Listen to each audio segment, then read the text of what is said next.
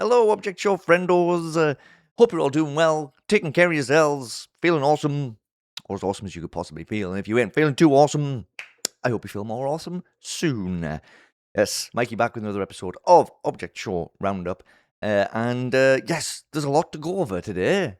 I feel like I say that every week. I don't know why I keep saying it, because there's always a lot to go over. Otherwise, I wouldn't be sitting here doing a video, would I? But yes, a lot of things happened over the last week. Episodes of stuff have dropped. Updates from people have happened. Kickstarters have been a success. So there's lots of stuff for us to chat about with regards to all of that. But when it comes to Mikey and Mikey's stuff, the interview that I have been talking about for the last couple of weeks is all good to go. So expect to see that sometime in the middle of next week. I usually drop those on Wednesdays, so it'll probably land on Wednesday. So keep your eyes peeled for that. And I also have another interview in the works as well. So expect that sometime, probably early September-ish. I am going to try and keep them spaced out about one a month-ish, roughly. So I will be starting to figure out that next interview as soon as the current one that I've been working on gets uploaded. I like to just try and pace myself. You know, I don't like to try and juggle too many balls at once because I can't juggle. So I shouldn't be trying to juggle at all. I have also been working on a new the notes for the next Object Show Spotlight episode, and I am doing pretty good on that. I should be good to get that started, recorded, maybe as early as next weekend, possibly. That's just the recording phase. That's obviously, I've got a lot to do after that because of the recording. There's editing, there's editing. I said that right, didn't I? Yeah, I think I did. Editing and all of that other stuff, and then scheduling it. So it's still in early stages, but at least I've started it. That's the most important thing, because if you don't start something, you can't finish something. So yeah, there's lots going on. Actually, the motivation's really been hitting me lately. So that's been really good for me, anyway. You may have also noticed I have been putting some kind of possibly cryptic posts up over the last few days. Don't worry, I didn't get hacked. It is me doing that. There is a word guessing game going on right now, well, unless the answer has already been guessed, that's going to continue until the word has been spelled out or until somebody guesses it. And then there'll be a follow-up post once that happens. So keep your eyes peeled. There is some news coming, and it's going to be coming in the next week or less than week. All depends on how smart everybody is. Yes, that's everything. That's pretty much everything from my side of things. So we shall roll right on in to our updates and episode discussions. The meat of Object Show Roundup. I don't know why I said it like that, but I did, and it's on the record now. And our first update for today is from Agustheverything. After months without progress, I feel myself getting closer to my goal. Yes, hype episode 2. Just a little update from Agus to just kind of let us know that, you know, he's still around. Hype is still being worked on. Don't worry about it. It's happening. It's hypening. You can take that one for free. But yeah, no actual, like, word about what stage the episode is at. Just a little update to let us know that something's happening. And something is better than nothing. Thanks, Agus. Alright, on to our first episode discussion of the day now, and it is, Inanimate Insanity, Season 4, Episode 6, Point of No Return from AnimationEpic. Yes, the first half of the tour is over, which means we did get the new Inanimate Insanity episode. Tiny little side note about Teapot. I wasn't aware, until I looked this up a few days ago, that they're showing Teapot 24 at the first 6 stops on the tour. So we are not getting that episode of Teapot until a couple weeks from now, or a week or so, or something like that. Anyway, I didn't know that. So I was totally expecting this last week to have Inanimate Insanity and Teapot. I was wrong. I didn't know they were doing the whole Teapot for the first 6 stops. It's an interesting way of doing it, but maybe they just don't want the finale of the arc to be out there for too long. spoiler reasons, I guess. But anyway, it's just interesting that they're doing it that way. But we did get Inanimate Insanity, so we are going to talk about that. And of course, there will be spoilers galore, because we're going to talk about the episode and what happens and all the stuff that goes on and who leaves the competition and all that stuff. So if you haven't checked out the episode yet, it's probably best if you just skedaddle on over to the next chapter of the video. But if you are all good and settled, let us go over this episode. Well, it was quite something. So at the end of the last episode, Starfruit was eliminated after the heavy metal pop stars lost the challenge, and we were then left on a cliffhanger, which I feel like every episode of this season has finished on a cliffhanger. But yes, we were left on another cliffhanger of Cammy running up to tell everyone that Fan had awakened from his coma after being struck by lightning back in episode 4. But we don't start this episode in the present. No, that cliffhanger's going to have to wait for a little bit longer. We start with a flashback to the end of Season 2. I may not know how real any of us are, but Cobbs? This is definitely fake. What? Unfortunately, there's not gonna be a winner. If everyone's eliminated... Oh, looky here! Oh, it's a wire! I am the perfect assistant! No! You idiot! Stop!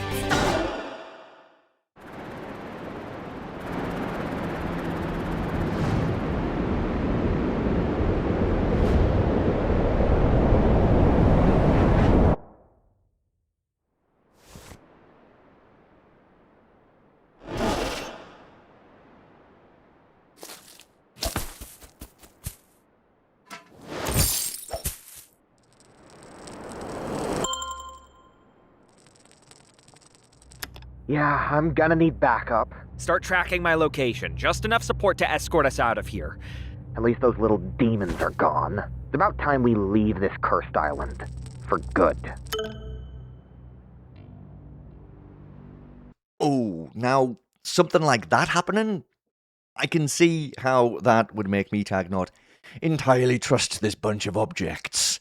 After that revelation, we do cut back to the present, with everyone storming into the hospital to see Fan, with Suitcase being especially broken up about what happened to him, and vowing not to take their friendship for granted again. Test tube is, of course, by Fan's side, but Cammy is adamant that it was his soothing words that brought Fan back around to begin with. And, yeah, they get right back to work. Sorry, Test Tube, I'm sure you'll get plenty more time with him later. Oh, look what you did! He's drifted off to sleep again! Only those close to him allowed in here, please! Van!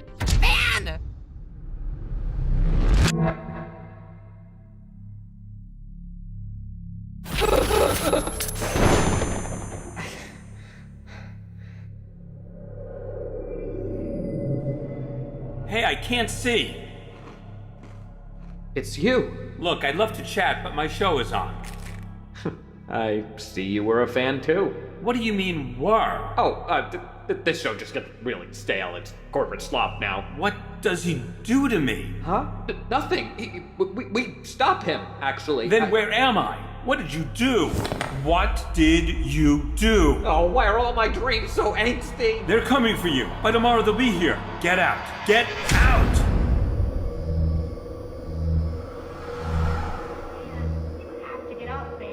Inanimate Insanity needs you.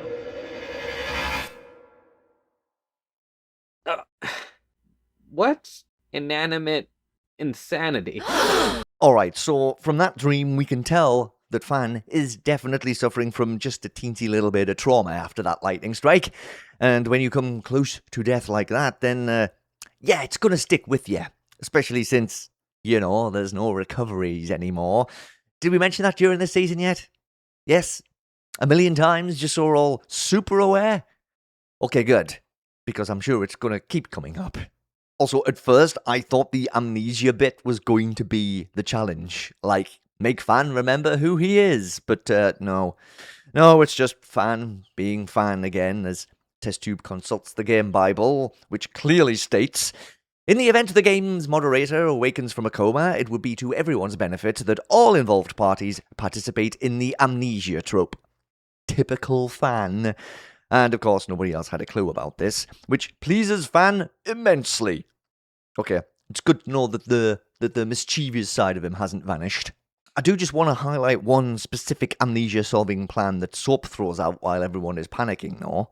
Maybe if we make him a scrapbook, we could help him bring back his memories? Or better yet, how about we sing a song?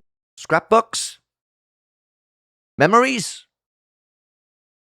Sounds kind of familiar, don't you think? Yeah, okay, I know scrapbooks are specifically about keeping memories safe, but of course Mikey was going to make that connection. It's time to get serious now, though, with fans saying that now that their location has been revealed to the corn folk, they need to get the heck off this island. Of course, a lot of people are unsure about that. This is their home, after all, and why should they uproot their lives anyway?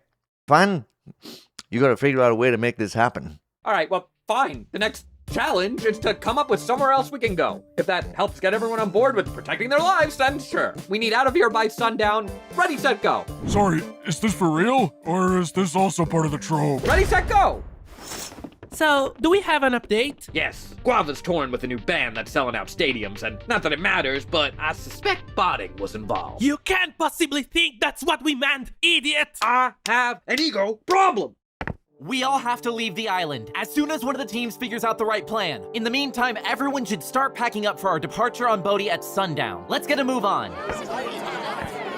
We really need to talk. Wow, probably one of the most important challenges yet. But will everyone be on board? Certainly seems like OJ has misgivings, and the OSC have some serious discussions ahead of them.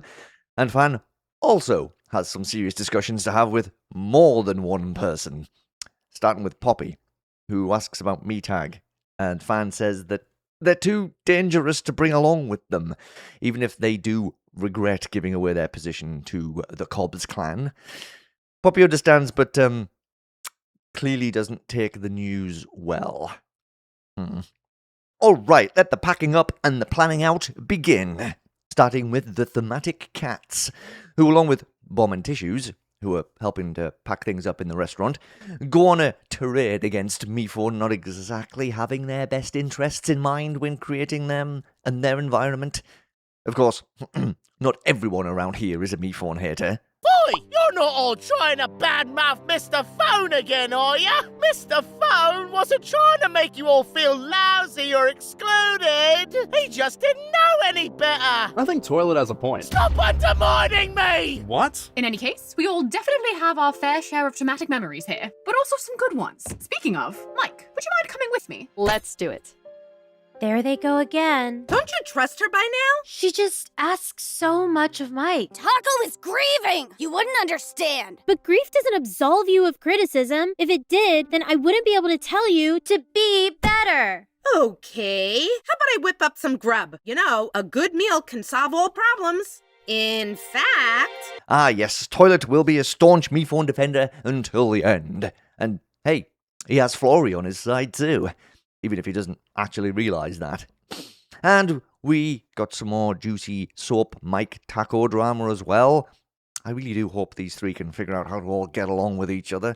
But in the meantime, the journey to them getting to that point is going to have some very fun moments. Oh, and it also sounded like Tea Kettle had a plan brewing at the end of that scene as well. Circumspect are being subjected to another one of Cammy's sermons in the meantime. They might be way off base, but you gotta appreciate their enthusiasm.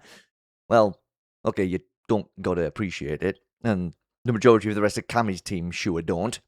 Except for Cheesy, who seems pretty into it. After Candle refuses to sing a hymn, Cammy gets all huffy, and demands to be worshipped. But I am him! The him who brought about the second coming of the host! Not everyone needs to worship you, Cammy. But everyone needs to worship Magnet, apparently. And yet not everyone does. What is it with you, Pepper? Are you just playing hard to get, or... Is that what you think? Magnet, I'm not playing! I can't be got! Just leave me alone! Please, no fighting in the church, only on its behalf! Okay, Cammy, maybe chill a little bit on the whole savior thing. Kinda creeping me out a little bit. As for Pepper and Magnet, that's still a dynamic that I'm enjoying a lot, with Pepper still trying to break out of her mold as the follower with no ideas of her own, and Magnet desperately trying to get Pepper to like her since she's so used to being liked by everyone. It's so fun. It's probably one of my favorite duos of this season. It's so interesting to me. All right, let's check in with the heavy metal pop stars. Well, what's left of them anyway, since Meatag's eliminated and still in rehab. Poppy just isn't around at the moment, and Starfruit and Lightbulb, whilst here in Test Tube's lab with Tapey and Paper, are also eliminated, but who knows if they want to help. And Lightbulb is still going on about being team captain. She's never going to let that one go, is she? While Starfruit is glued to the TV, watching an interview with the manager of his former band to see if he gets a shout out, a mention, or anything at all, and he doesn't. She thanked everyone but me! I'm starting to think that was on purpose! Starfruit, focus! Why should I help the one who played me out? I'm surrounded by traitors! Well, good thing I've enlisted some extra help. I don't even know who you are! It's one of the contestants. They're trying to come up with where we could go when we leave the island. We have to leave the island? No one told me! I'd say you should know better, but honestly, I don't really know you either. Toilet, come back! Poppy, where are you? Hey, Meatag, what you drawing? Oh, is that a self-portrait? Oh, look, I came to tell you that everyone's getting out of here before they get tracked down, and I guess this is goodbye. Oh, not again, Meatag, please.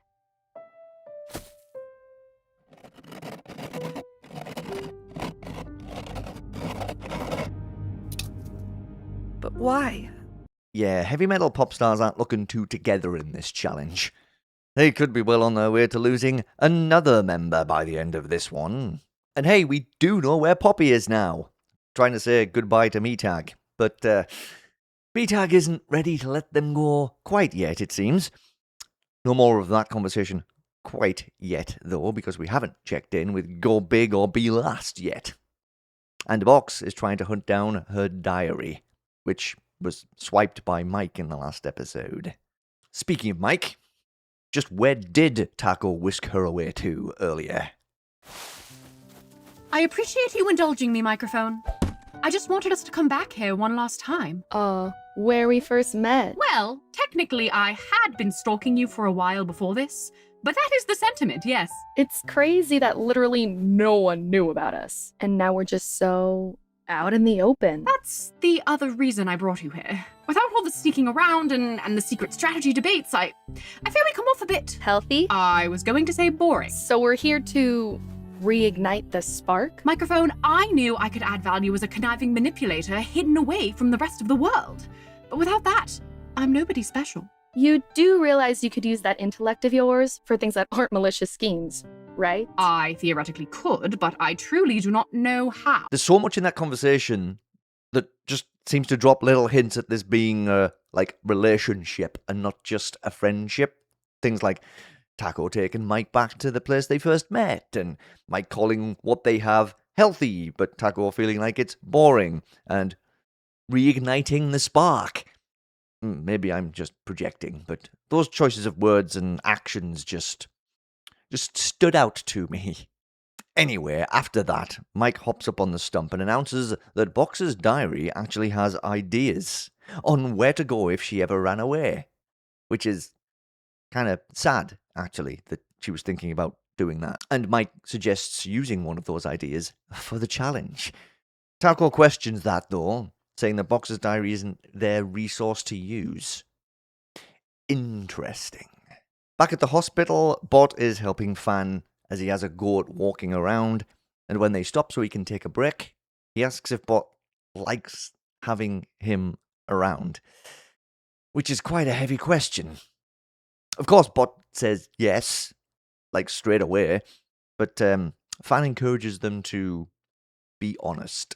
When I thought I lost you, I didn't know who I was without you. Sure you did. You always did. But I was still always telling you who to be. Help run this game with me. Go act in that ill-conceived play. Be a duplicate of Bo. If you never wanted to see me again, all I'd wonder is what took you so long. When I played Invitational, after I found out what you did, I resented you for a long time. It was easy. You weren't there. But the second I saw you again, and you gave me that unconditional support, you just made it so hard. I'm so sorry. And then you started back a Me Phones game, which I thought was a pretty horrible idea, but you just do it so sincerely. Even if I don't really agree with it, I know your heart is in the right place. So, you think I should keep doing it? I don't think you really have a choice. If you didn't, someone else would. A lot of them just need to get Me Phone's code out of their systems. And this is their only way. But you rejected your code, like... It wasn't like that. It took a long time for me to figure out who I was. At least you figured it out. More than I could say for myself. It's one thing to set myself back, but to do that to anyone else? To you? Just promise me. If you ever catch yourself looking to me for guidance, know you're better off looking in the mirror instead. Or ask your mother. She knows a lot more than I do. I'll keep that in mind. You're 2 for 2 on tough conversations today. Well, there's no way I'm going 3 for 3. I'll reach out to them. Oh, my heart. This is one of those kind of scenes that just really gets me. The relationships between the characters in this show, I just really like how they're put together, and conversations like that one always get me right in the feelings. And of course, I didn't miss Fan's Ask Your Mother line. Put that together with this line from episode 4. There must be a more logical... I'm not losing our kid to Meeple! And yeah, we already have had plenty of confirmation that this is a family, but it's still super nice to hear lines like that one out loud. But Fan still isn't finished having conversations. I wonder who Test Tube could be possibly going to get. The OSC are also getting their stuff packed up, but OJ isn't happy about the amount of power and influence Fan is having on the island, and is worried that the power and influence might go too far.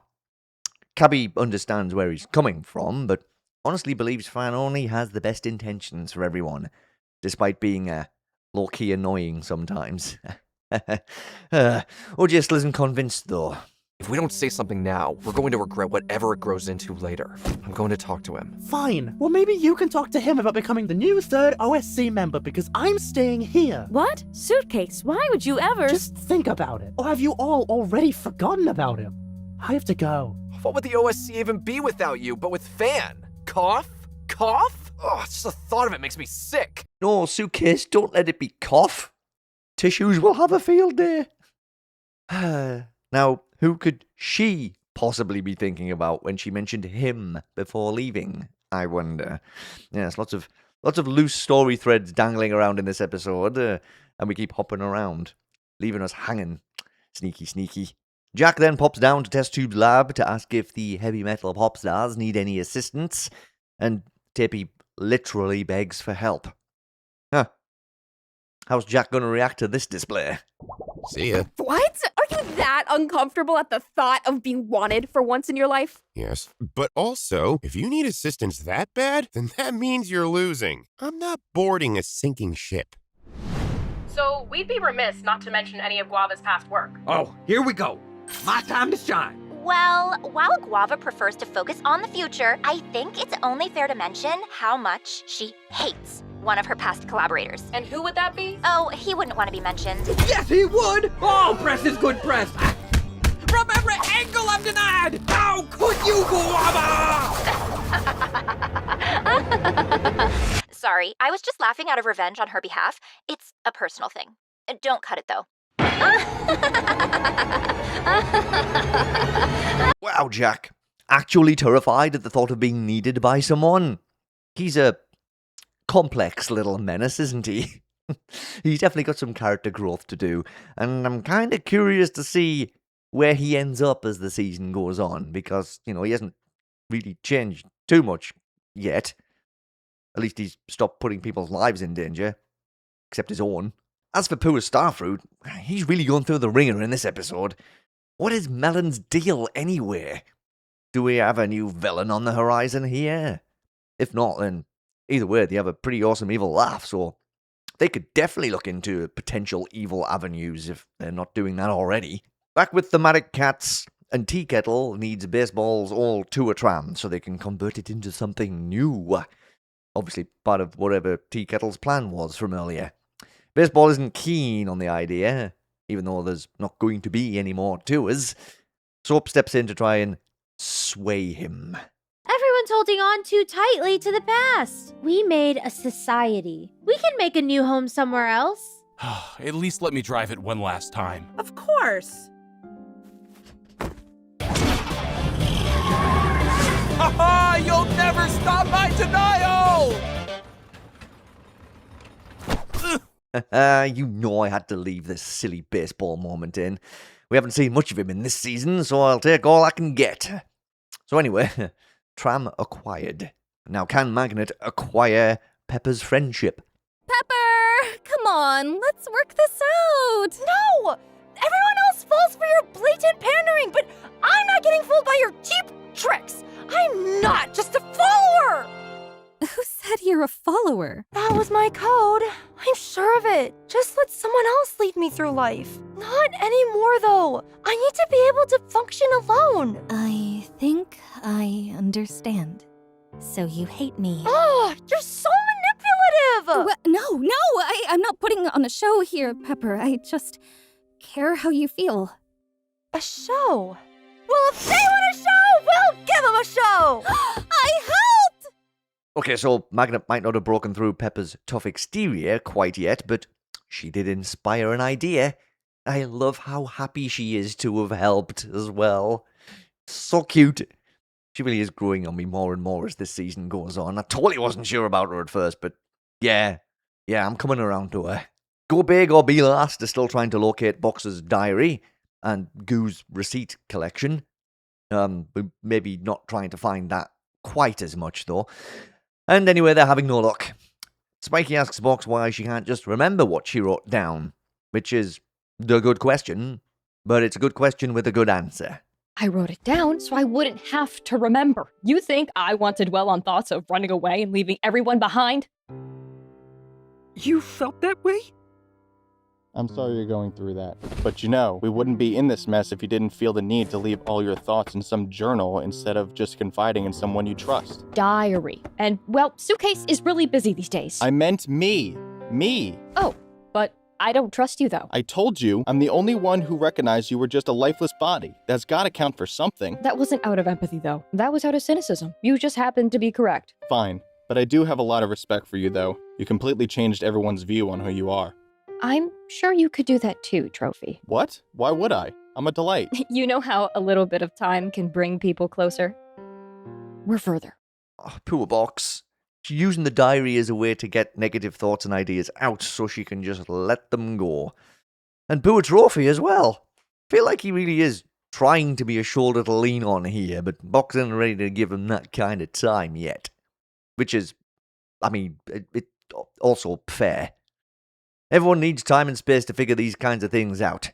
And Trophy acted like enough of a jerk in the past to surely understand that not everyone's going to be up and adoring him just because he's starting to turn that attitude around. I do appreciate it, though. And I think Box does, too, underneath that stern expression. We head over to Toilet and Flory now, in the cave where Mephone hid all of his memories. Back in Mind Your Own Business, in Season 2. Toilet is upset that he has to leave behind the only place he has left to remember Mephone and Meepad, while Flory tries to convince him that everyone will do their best to honour the memories of both of them. Toilet isn't convinced, though, so Flory has to pull out the big guns. Pew pew! I never want to leave my home either, but then I learned that no matter where I go, I'm still gonna be me. Oh, but I don't know who I am if I'm not helping Mr. Phone. I tried to help the others, but look what I did to Bot. I can't do anything right. Us assistants were so used to supporting him, but now we gotta support each other. Plus, last I remember, you saved everyone by proving you're the perfect assistant. You'll help them all again in no time, I'm sure. Mephone was nice to me, yeah, but I think he really dismissed you. Oh, that was really nice to say. Oh, I'm sorry. I have this habit of thinking someone hates me when they're actually being kind. It's alright. I have this habit of being disrespected. Oh, can't relate. There we go. Florey's broken through and found Toilet's softer side. Took long enough. Meanwhile, we see the opposite of Mike's softer side in the forest right now, as she continues trying to convince Taco that using Box's diary to their own advantage is fair game. She makes a compelling argument, also mentioning that the diary could also hold the key to not just this challenge, but also being able to get the best of Go Big or Be Last for the rest of the competition. What do you say, Taco? Are you in, or are you out? I'm sorry, Microphone. I can't be part of this. It isn't right. Are you serious? After all that talk about trying to bring back the spice, you say no to me? Then it looks like you're not as nostalgic for the old days as you thought you were. What? Oh, cut now. So this was just... Yes. I suggested something chaotic, like you always used to. And this time you had to be like me and find a way to rein it in. I was never so low as to go through someone's diary. Literally exactly how we met. I know. I was just testing you that time. Oh gosh, stop with these two. Seriously. That was very sneaky, Mike. Very sneaky, but very smart. So, looks like Box is going to get her diary back, and the two former schemers are going to remain former schemers. I love that scene so very much. It's flashback time again now, with Meatag recounting the tale of when they witnessed the demise of Steve Cobbs, which we already know and saw, of course, but we do get one additional little detail. Hello? Was this signal really meant for me? Oh, well, I must be honest. It's not so good to hear from you, but I'll be there. Goodbye. Ah yes, now there's a familiar voice. Of course, we know that MePhone 3GS and our goofy former host left the island together at the end of Season 2.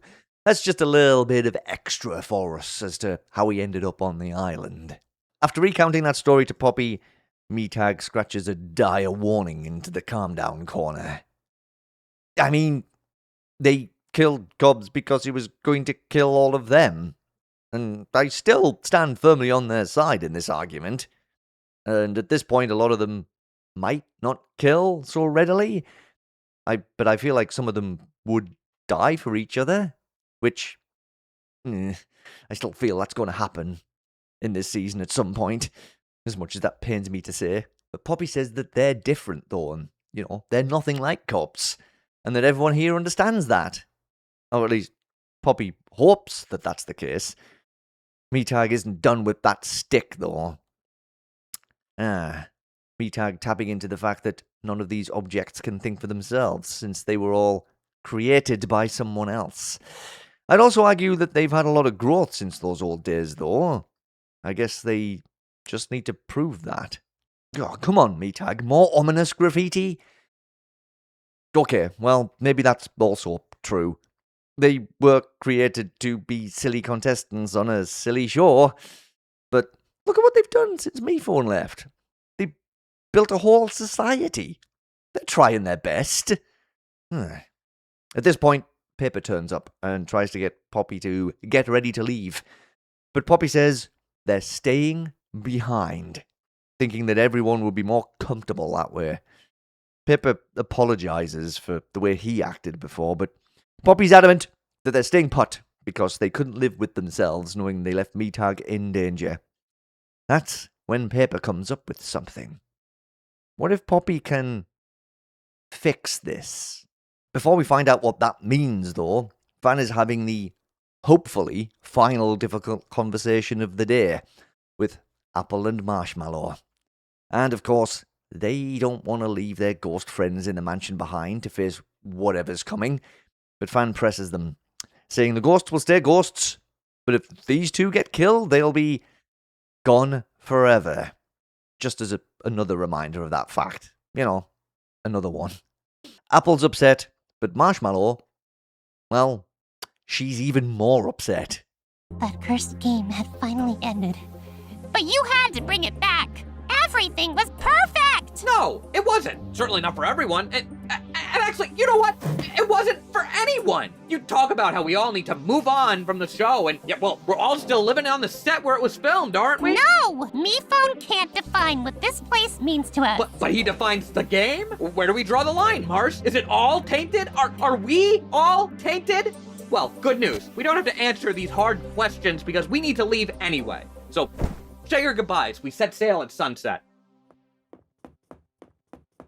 I never agreed with your revival of the game, but you said everyone would get a choice in how they wanted to live their lives. Now, they don't. And you're gonna put that on me? You're the host now. You put it on yourself. If it makes you feel better to see me as the bad guy, have at it. Sorry I lived. I'm not sorry you lived, Fan, but I think you are. Take care of yourself. Oof. The line about Fan being sorry he lived hits so hard, and his expression while she's saying that hints at there being some truth in that statement. Fan's just another damaged object who has a lot of stuff to process and get out of his system, just like so many others around here. Wow.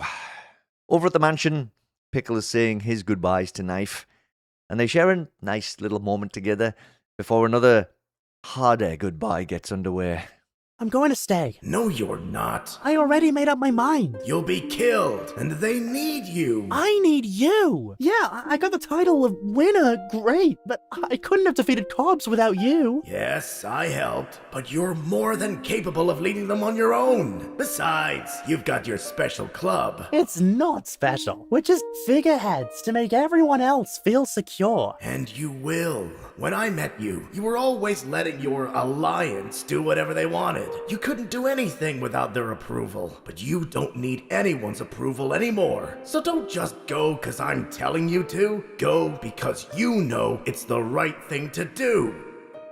We'll sort this out, and then I'll be able to come back. This won't be the last time we see each other. Suitcase, you can't put yourself in danger just to see me. You have my permission to never return. Why would you do that for me? Huh, I thought you'd know by now. It's a random act of kindness.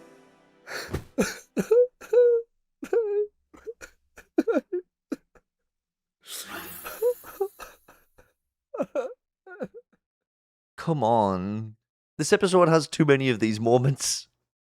The callbacks to the random acts of kindness line, Knife being able to touch Suitcase as well. Wow, emotional levels are getting unstable here in my brain and in my chest.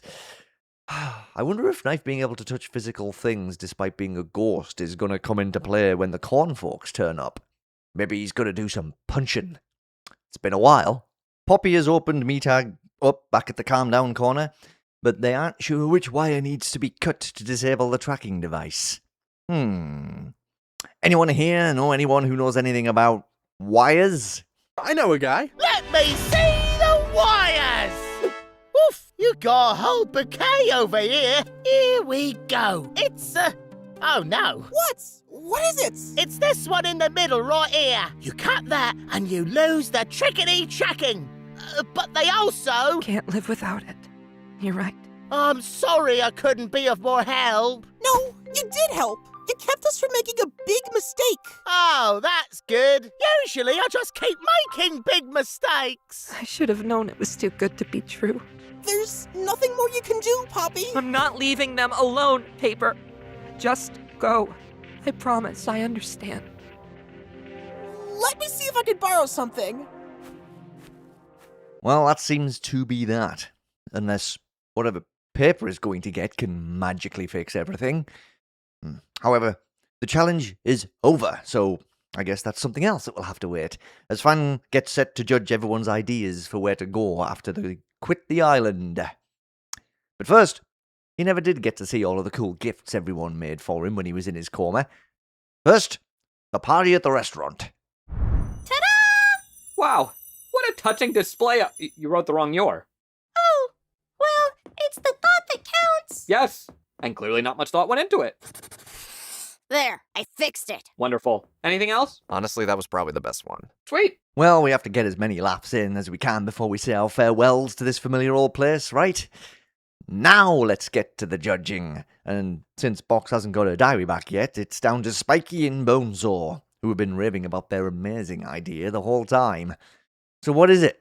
No matter how much ground we cover, they will always find us. Bleak start, now finish strong. So, why not go where they'll never find us? Under the ground. Why wouldn't they check there? Wasn't Cobbs from MeCloud? These are folks who live in the world up above, all high and mighty. They'd never think to look so low. Oh, where all the peasants live! Exactly! We are all but peasants to these elites! Don't help them. I'm sorry, I felt represented. By the high and mighty part, to clarify. I mean, it's something, I guess. And it does mean they wouldn't have to actually leave the island. I don't think it would work, though. Let's stick a pin in that one and hope someone else has something better up their sleeves. Maybe Circumspect. Specifically, Pepper?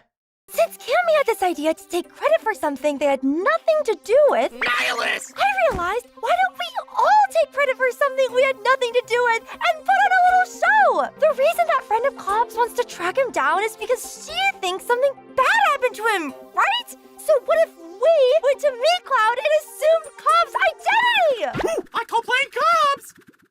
What? It's a juicy rule! I'd have nailed it. Everyone can help bring the illusion to life. We get some silhouettes, a voice-changing app. Then we just use some archival footage, maybe throw in some animatronics, and convince the world he's still alive. That way, they'll leave us alone and we can put this whole mess behind us. That works if we want to fake a pre-recorded keynote, but what if he gets a call? Then hijinks ensue. Come on, you know you want to see that. Peak comedy. While I acknowledge the comic opportunities, I prefer my hijinks a little lower stakes. Yes, while that does scream classic sitcom episode, I'm not sure it's anything totally feasible or upholdable. Shame, too. I thought Pepper might have really been onto something earlier in the episode. Kind of a letdown, that one. How about thematic cats? What did they need that tired old tour tram for? Wait, before we find that out, though, it's time to give Box her diary back. Her, slightly red diary.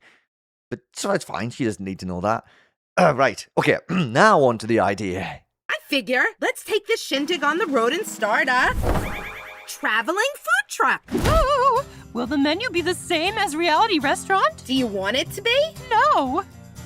Great news then. New menu. We never stay in one place. We never even have to stick to one menu. We're always on the move, evolving day by day, just like us in general. It's perfect. And what about those of us who aren't capable of evolving? Baseball, buddy, don't do yourself like that. You've had a lot of growth. I was just trying to say I'm a picky eater. We'll always have the mac and cheese. I'm sold. I like this one, guys. So, is this really what you're thinking for branding? Just to make sure you're not, in violation of any conventions or whatever. Yeah, I just wanted something humble. Just one big picture of my face with my name on it in neon. I'm open to suggestions on the font. I love the traveling idea, but one of us as the face of the business? It seems a little risky if we're trying to keep a low profile. Well, that aspect is non-negotiable. I want the credit I deserve. I may be a caterer, but I won't cater that much. This is a lot bigger than a matter of personal pride, but good on you for making this one of the few times you refuse to be accommodating, I guess. Well, it feels like we're getting a bit closer to something that would work, but the gigantic tea kettle on the top of the tram might be a little bit too much for maintaining anonymity. Oh, it looks like the underground idea is still the front runner here, and it looks close to being the winner as well when Tapey gets up and has, well, no Poppy, who is still hanging out with me tag, and no Paper, who must have grabbed whatever it was he was going to borrow and disappeared again. So yeah, nobody to support her, and no plan. But a lifeline appears in the shape of a star. Or, a former star. Starfruit, you're gonna help me? Why? Even though you weren't good to me, I want to show you forgiveness. The same forgiveness that I hope to receive from someone else. Speaking of, you may have, in the past, heard me briefly mention my former bandmate, Guava. It's genuinely all you ever talk about, and it's been driving me crazy! Wow, weird hill for Goo to die on. Well, she's about to embark on an already lucrative traveling tour, and I figure if I give her a call and explain the situation, maybe we could tag along as roadies. To hide out backstage, behind the scenes, away from the limelight. I think it would be good for me. And all of us as well.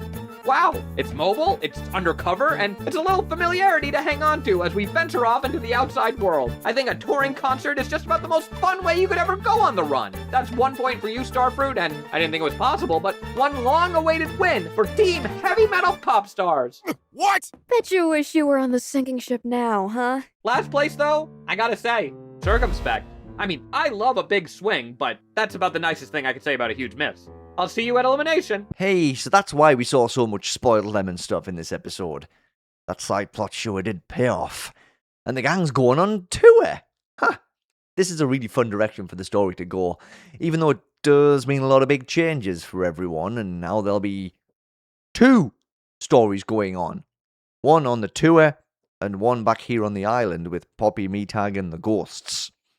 Before anyone hops on board Boaty, though, we have an elimination to do. Ooh, will Pepper take the fall for her idea falling flat? Before the votes are read out, OJ has his chat with Fan about making the decision to leave the island without consulting the OSC. But Fan brushes him off, saying that it was an emergency, and that they can discuss the politics later.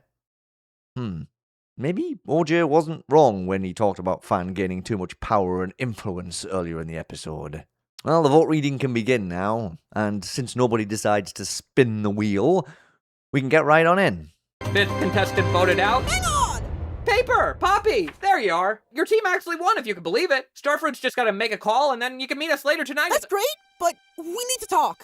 What happened? I understand that Poppy was told there's no way that Meatag could tag along with the group. I don't feel great about it either, but that's just how it has to be for everyone's safety. No, I understand that. Meatag can't come. That's why they're staying here, with me. Paper, you can't do that. They'll find you. I'll come up with my own way out of here. They don't know what I look like. I haven't appeared on the show in years, but they've seen Poppy and they take them for sure. Paper. And OJ, you need to stay with the OSC. Meatag needs me, but the society needs you. I already asked Lightbulb and Paintbrush if we could borrow their pens. You take one, I'll keep the other. Once this all blows over, I can come find you. Paper? OJ, just please don't make this any harder than it has to be. Paper, I'm so proud of you. I don't want it to be this way either, but someone needs to look out for them, and I don't trust anyone to do a better job at, well, anything than you. So Paper's staying behind, and what he went to borrow was Paintbrush and Lightbulb's communicator pens the test tube gave to them, so he can stay in touch with OJ. I'm gonna cry again. This is a huge decision by Paper, and it puts him in so much danger. And it makes me worry even more, since I keep saying that I feel like someone's going to die in this series. Oh, I'm sorry, maybe I'll stop saying that out loud because I don't want to manifest it.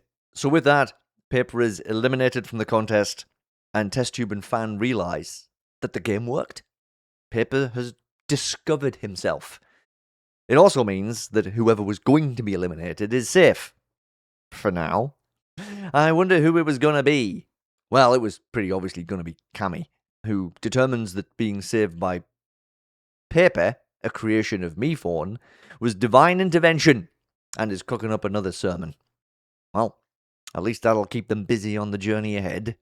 At the mansion, Marshmallow has one last-ditch attempt at staying, asking if Bo could just possess her indefinitely. But then Bo says she'd never really live again, with Marshmallow saying it's going to feel that way anyway. Oh, Marsh, don't think that way. Quick, Bo, we need some words of encouragement. When I first wanted you to come here, I needed you to give me life. But now, I'll be okay. Sure, it won't be the same watching the Snow Channel by myself. I'm telling you that's static, Bo. The TV is broken. But I'll just be content in knowing that maybe somewhere out there, you're watching the snow too. And in a way, we'll be together. Please. This is too many goodbyes for one episode of a show. I'm going to be reduced to a quivering, bawling mass on the floor soon. Of course, Dor tries to get in on the sentiment too by copying Bo's speech to Apple, which doesn't quite land the same. Nice try though, Dor. Things really seem to be wrapping up now for this episode, and for this chapter of the series, and this chapter of the characters' lives as well. Just enough time for Fan to do one more thing. Well, a couple more things, actually, before everyone leaves. ready to go? Yeah, just one more thing. I'll leave you to your bookends. She knows me so well. Greetings and salutations! Good job, fan.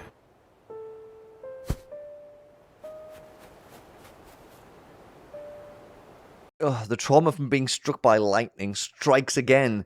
Sorry, I said that without thinking. We did get a cute fan tube moment out of it, though. We then find out that Starfruit's request to join up with Spoiled Lemon's tour is accepted, and it's time to move on. And we finish on a song.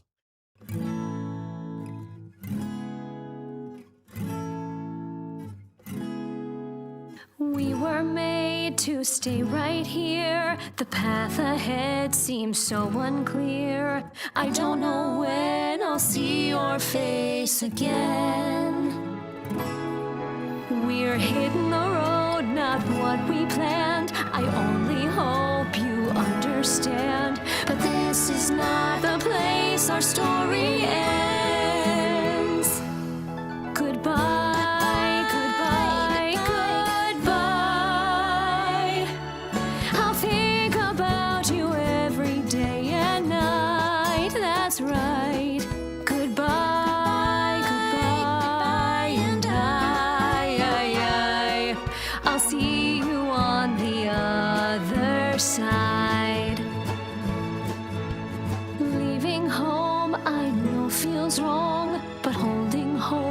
Keep us strong. To goodbye from hello. From hold on to let go. All the tears from your eye, I'll be with you by and by. Goodbye, goodbye, goodbye.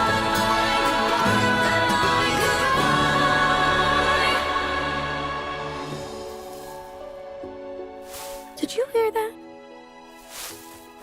I remember you. You helped Cobbs and threw me in suitcase in a cell. You've got a lot of nerve showing your face around here.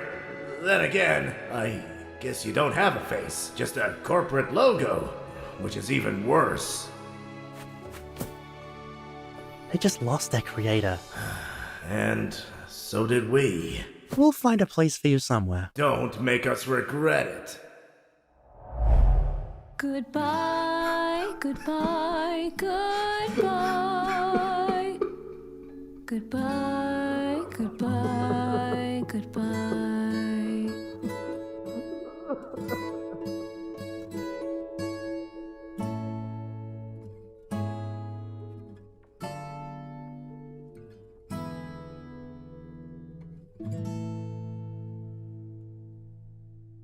Here come the teas again. Oh, we just didn't get a break in this episode, did we? But so many sweet and intriguing moments during that song, with, of course, the kiss. Honestly, some people have been waiting for that one for a long time. Canonical couple for a while, but now you all finally got a smooch out of it. Yeah, this did make me smile pretty wide. And then Soap rolling her eyes at Mike bringing the tree stump from the forest along as a gift for Taco. Now, I thought this was really sweet. Jealousy isn't a good look on you, Soap. Goo found his receipt collection. Well, one receipt. Actually, I can totally imagine that being his entire collection. Then we have Magnet approaching Pepper before changing her mind, with Pepper maybe a little bit upset about her not trying to talk to her. The adorable Apple and Marshmallow, and Poppy and Bot moments. Suke struggling to come to terms with leaving Knife behind, and of course, Knife breaking down in the mansion, which is what definitely hit me harder than anything else that happened in the episode. That really did get me. Oh, jeez. Well, it's hard to put into words just how powerful this episode was in parts. We still had our silly eye humor mixed in there because, we kind of need it. But when you weigh up all of the heavy emotional moments, it's got to be one of the episodes of this show that made me tear up the most. And I'm not saying that's a bad thing. It just shows how attached we've become to these characters over the years. Well, sorry, year and a bit for me, since I'm such a latecomer around these parts. But I do get super invested in characters, and I love all of the II cast so much. So whenever they feel things, I feel them as well. Yeah, I thought this was a really strong episode, and I know that some people have been a bit on the fence with this season. I think this does point it in a very interesting direction, and I'm really curious to see how things go from here and how the competition is going to work on the road. Stunning stuff, this. I'm really happy I got to see it with my wife and my kiddo on the tour, and I'm happy it's here on YouTube for everyone to enjoy now. So yeah, go check it out if you haven't, and the next episode will be out after the tour's done. Okay, gotta try and clean my tears up now. Geez, after that emotional roller coaster. And DoggyArts gave us an EBS teaser image. What could possibly be going on in this episode? Listen, this just looks standard to me. This doesn't look out of the ordinary for Eyeball Battle Show. This is just normal. I do like these little teaser image drops and stuff. But yes, Eyeball Battle Show, as a reminder, new episode will be out next weekend. So keep your eyes peeled for that coming out. I know I will be, and as always, I'm excited. It's a new episode of an object show. Of course I'm excited. We also got a reminder from Fusion about Object Invasion 8 coming out on the 12th of August. That's Wednesday next week. So something else to watch out for. Fusion did also drop another trailer, which I haven't actually got around to checking yet. So yeah, we got a teaser, and then we got a trailer. So maybe go check those out if you don't mind seeing a couple of little sneak peeks at what's coming. But yeah, either way, only a few days to wait for Object Invasion 8. I am excited. It's a word I use a lot around here, isn't it? But it's always true, and it will always remain true. Hey, we got a little update from Polykun as well about XYZ Episode 2. The script is done, so now the voice acting can begin. Why is your audio recording almost an hour long? As long as it doesn't mean the episode's an hour long, we'll be all good. I'm kidding, of course. You can make episodes as long as you want to make them. It's totally fine. It's cool. Doesn't mean I have to sit curled up in a ball on the floor trying to go through everything. It's fine. Don't worry about it. Don't worry about me.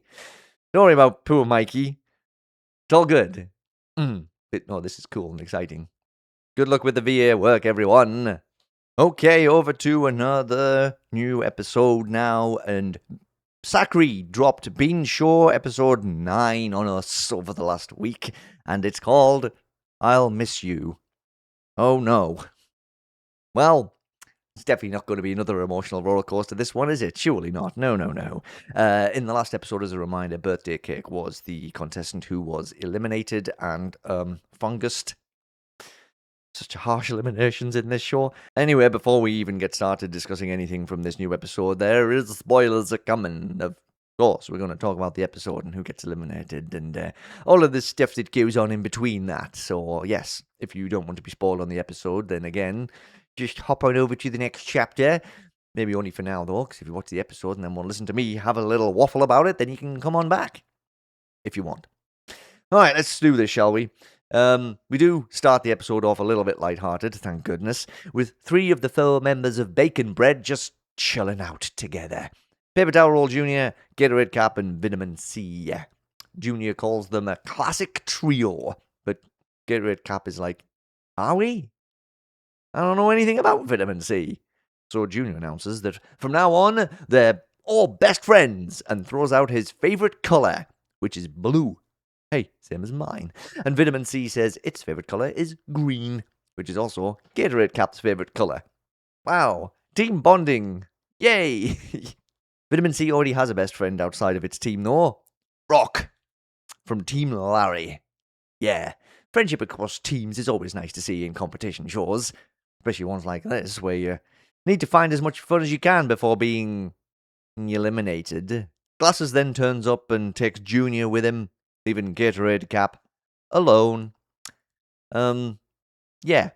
So, friendships are nice and fun and all, but maybe don't abandon one of your teammates amidst all the frolicking. I guess Gatorade Cap's gonna have to go find her own fun. As Rock walks along with vitamin C on his head, Billboard grabs the little fella up so he can vent at it. Looks like Billboard has a lot to get off his chest. I've always been a bit of a worry worm and all, but I feel like recently my worries have been justified. Spellbook's been acting weirder than usual, Stickman's scared of some dream he had, and I think Watermelon's dying. Watermelon's not gonna die, right? She's my friend and I don't want her to go! Don't leave me! Hello, little creature Speck. I need you for something real quick. All right, get ready. Boing. Thanks, Pill. This'll make you feel better, Watermelon. Yum, yum, yum. Yay, Watermelon! Watermelon's back. Watermelon's back. Do you not have a vitamin deficiency? I agree, Billboard. I think all of these worries are justified. There's a whole lot of weird things going on around here, alongside the horrendously hideous deaths that await the eliminated contestants. And Spellbook, I think it's going to take more than a nibble of vitamin C to fix Watermelon's problems. What she needs is to die and be recovered. But recovery seems like it's not really something that's on the table around here right now. Sorry, I'm getting too serious. We need to lighten things up around here again. Luckily, Junior and Glasses are here to do just that with a guess what I am bit. I'm a dumb nerd!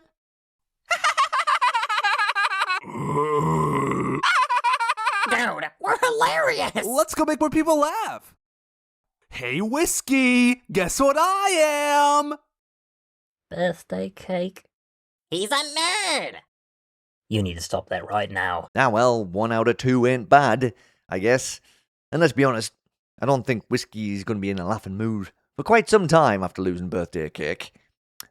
2 other people who aren't in a laughing mood are Stickman and Bean, who are having a nice little heart-to-heart after Stickman reached out to chat at the end of the previous episode.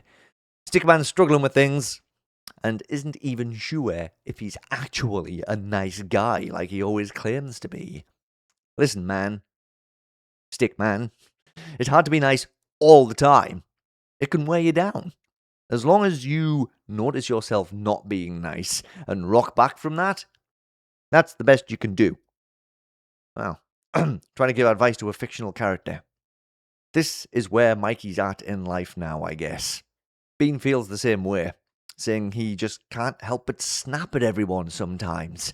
And heck, Stickman can relate, considering how inconsiderate and pushy some of the contestants have been, and he says it would drive him insane. Interesting choice of words, I'd say, along with some of the other things Beans had to deal with. I mean, me and Billboard are pretty long-time friends. If I hadn't seen him in years and he came back as a fungus-riddled zombie then died on me, I wouldn't know what to do with myself. It's why I've been so afraid to recover anybody else. I don't want anyone from my old life to come back like that again. It hurts so much, so I've sworn to keep away from that kind of stuff. How was your old life? I don't want to intrude on anything, but I've been curious. You made it sound so good. It was better than this mess. Not perfect, no, but better. I wasn't a host, of course. Just a guy competing in the show like everyone else. Made some friends, made some enemies, but I didn't have to stand out. I didn't have to be the main character in it all. I miss it so much. I miss Mattress. I miss Lego. Hell, I miss Flash. Why was I given all of this? Why am I the one who has to be dealt these cards? I miss Ender Pearl. Feels like some sort of sick joke. Yeah, no kidding. What if a random guy was forced to host a show and lost all of his friends? Ha ha! Hilarious. Such a rare glimpse into how Bean's feeling about everything. I mean, we have had glimmers of this before, but this was very in-depth with callbacks to Battle for Grandma. I missed those contestants too, and more about poor Bean missing Ender Pearl. It is a very sad state of affairs, and yet Bean sure just keeps trundling along relentlessly, despite so many misgivings from the host and several of the contestants. Why can't they just stop? What's the driving force behind all of this? Sorry, I'm getting deep again. Stickman offers to be a friend to Bean, and Bean likes that idea. Got a rare smile from him, too. Maybe this is the start of a turnaround in the mood around here. Oh, wait, never mind. These two goobers are here to ruin everything. Can't you see these two are having a moment? Hold on! This is really gonna rock your socks off, bro. Just trust us, okay? Okay. It's US and Nerd! Yeah, I don't think the joke landed. Elsewhere, Whiskey's still lamenting the loss of birthday cake. Yeesh, try not to stare at that for too long, though. I think you and all of us are sad enough after witnessing it happen. Paper Towel Roll then appears and proposes a truce to work against Moneyman and Banana because of all their manipulation and lies and deviousness. Whiskey isn't sure at first, worried that Paper Towel Roll's just going to do the same thing. But after some more convincing, Whiskey agrees. Alright, maybe the Moneyman and Banana machine can be stopped. Especially since Spellbook also joins up to help get rid of Moneyman. And she also thinks she can get Stickman and Billboard on board too. Hey boys, wanna form an alliance with Paper Towel Roll and Whiskey? Sure. No. Okay. You do realize this means your team is gonna have to lose on purpose to vote off Moneyman, right? Oh, what? Why don't you just also get bacon bread on your side? No! The book forbids it! What book? Me. As an Alliance handbook myself, I know that alliances can only have 5 people or else they'll fall apart. You're a spellbook. Alright, well, with 5 of them willing to work against Moneyman and both of their teams adding up to 9 people in total, that means the numbers are on their side. All they have to do now is be the losing teams. Also, hey, Stickman. Come here, Stick, come here. Even though all you did was tell the truth about Spellbook being a Spellbook, you could have been a bit gentler about it. You know? You're a nice guy, remember? Meanwhile, Rock is wandering through the forest and finally notices that Vitamin C isn't on his head anymore. All alone, and then accosted by Moneyman and Banana, who try to convince him that his teammates will cast him aside at the drop of a hat. Rock isn't falling for it, though. He knows Moneyman's game. Moneyman and Banana don't give up that easily, though. I'm a con man. I think you've got it all wrong, Rock. It's really your team that is conning you. Take a listen. I'm the banana phone. Let's see what your friends are saying about you. Ring-a-ling-a-ling-a-ling-a-ling. Hello, this is Glasses. I'm so glad Rock isn't here right now. He is useless and pathetic. What? Glasses really said that? You treat like brain does not work. Not stupid, see-through money evil, banana evil. I am angered now. Oh, the gall! Change of plans, Banana. I think it's time we taught that hooligan a lesson. But what about Whiskey? Oh, don't worry. I've still got plans with him. Yeah, good on you, Rock. Looks like you've made an enemy, though. And Moneyman's sneakiness means my levels of concern have been raised significantly. Have to say, though, Banana's reaction to Moneyman saying he has plans for Whiskey raised an eyebrow. Does Banana think Whiskey's had enough trauma for now? Is Banana getting tired of playing Moneyman's games? I'm going to have to keep an eye on that. Back to Rock for now, though, who storms angrily out of the forest and plonks himself down onto a log to chill out and take in some pleasant surroundings without annoying people around.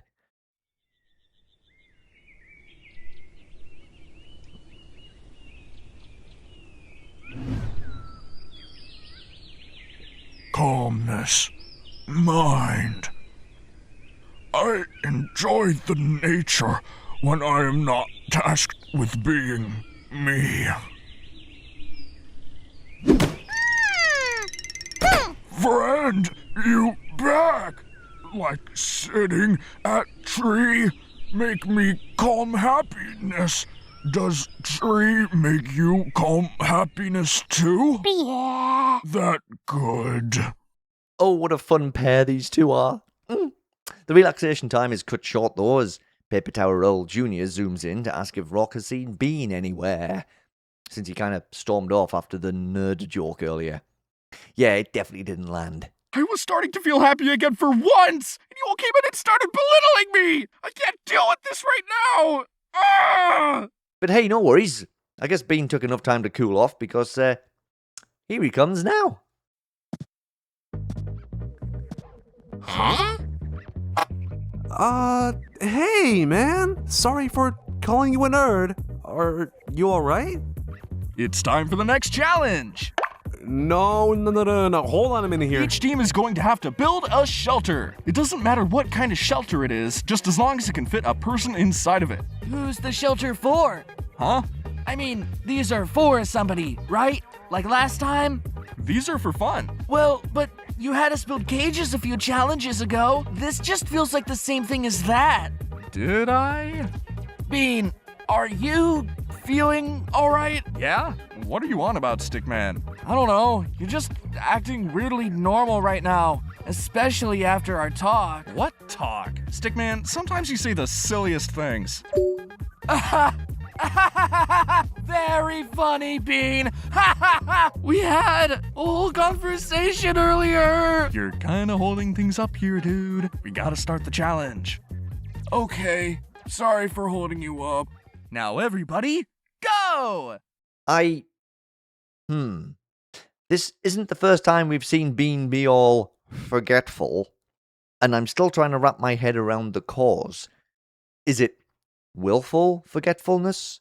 Is there two sides to Bean, with the competition-minded version coming out when it's challenge time, and the regular-minded version coming out when the competition isn't ongoing? Or is it just two sides that pop up whenever they feel like it? Or when Bean feels stressed out? So many possibilities.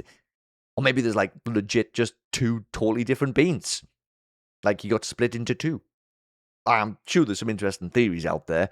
If you have any, let me know. I'm really curious to hear what people think about this. I know someone also mentioned possession as a possibility. It's definitely something going on. Speaking of possession, it was really odd that the way he stumbled in like he was possessed before that little twitch and then just snapping right into host mode. Like a switch got flipped, you know? Very interesting. Anyway, as the challenge gets underway, Spellbook and Billboard try to offer Bacon Bread assistance from their team as part of the plan for Team Larry to be in the bottom two teams so they can vote Moneyman out. But Gatorade Cap only senses sabotage and refuses their help. Well, dang. On to Plan B then. Then I guess we'll just have to work together to make the worst shelter ever. This place should have some good crummy junk we can use. I don't like it here. Well, Watermelon likes it. Oh, why are you dragging her along with us? She likes to sightsee. Isn't that right, Watermelon? Yes, I love junkyards. I like how they taste. That's really weird. Guys, Watermelon's weird. This trash is so bad, it's bound to make us lose. Now, Billboard, get in! Okay.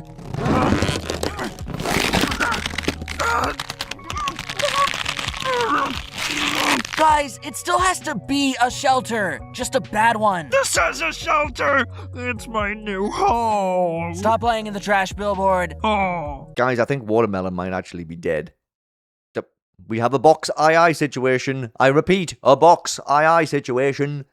If she is dead, though, and that gets confirmed within the show, I wonder if Bean would be up for trying out the recovery thing again?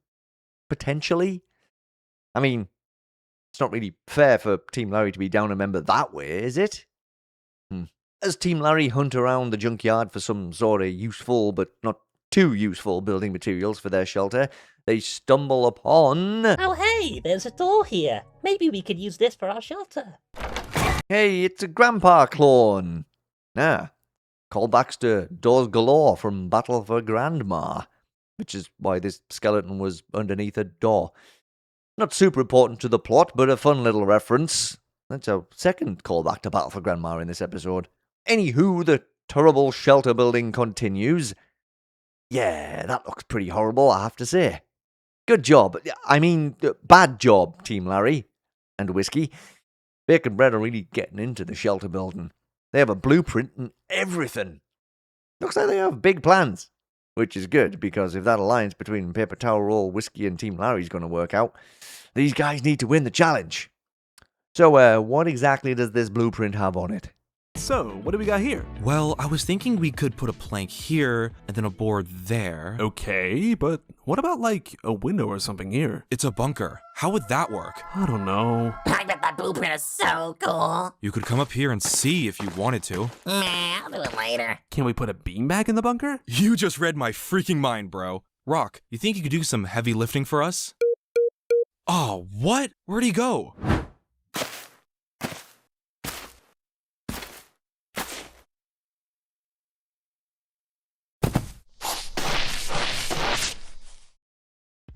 Hello, bacon bread. Well, look what the cat dragged in. Felines are tricky, tricky creatures, you know. I don't care. I'm here with a warning. Larry and the blue skateboards are working together to sabotage your team. Of course, I didn't go along with their incessant shenanigans, for my principles are in check. I mean, they did seem suspicious. Yeah, but these guys seem suspicious too. What are you trying to gain from us, money bloke? Nothing. I just feel that it's worth mentioning that it is you against the world this challenge. In fact, it's you against one of your teammates. Where do you think Rock's run off to? Is he working with them? I'm just saying. You need to keep a closer eye on that weirdo. Would he really do that? I mean, he did switch teams that one time. Uh-oh, Spaghetti-O! Another successful scheme, sir. And now we'll just wait on Whiskey and Paper Towel Roll to lose for our team. Oh, they're playing right into our hands, Banana. Bacon Bread won't trust Rock enough to build their pitiful bunker. And then we can...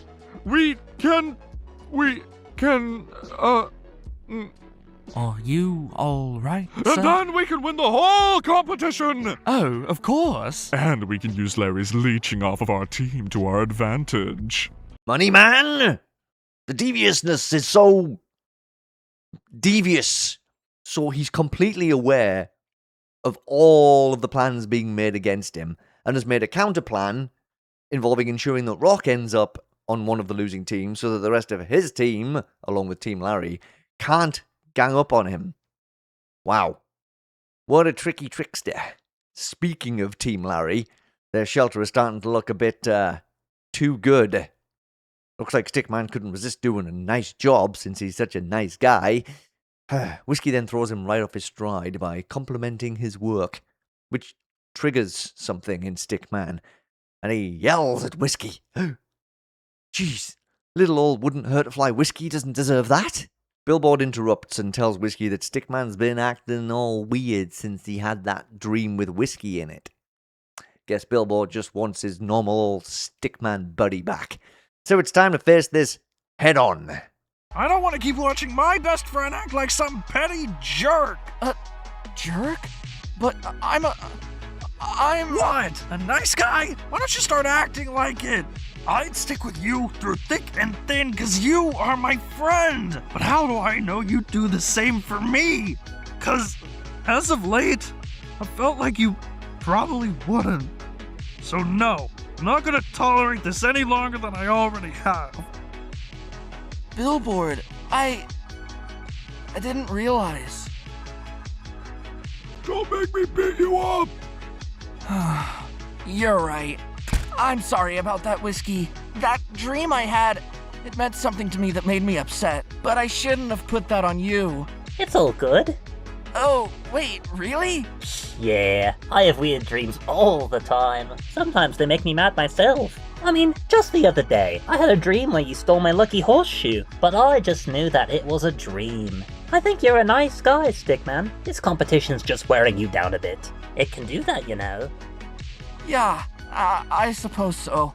I'm just glad it's all okay with you. I'll try to be less petty about things from now on. Yay! Stickman's back to normal! Oh, you see? We can all be nice guys around here if we just try. I'm glad that ordeal is over and everything's going to be totally fine from here on out. Definitely. Probably. Bacon Bread have been struggling to build their shelter without Rock, and are all out of energy. Honestly, though, it's still impressive that they managed to get this much done, considering how teeny tiny they are. Luckily, Rock's all done with the painting, and has returned to help. Everyone's kind of suspicious of him now, though, after Moneyman's deviousness earlier. Maybe if Rock just tries really hard, he can win them back over.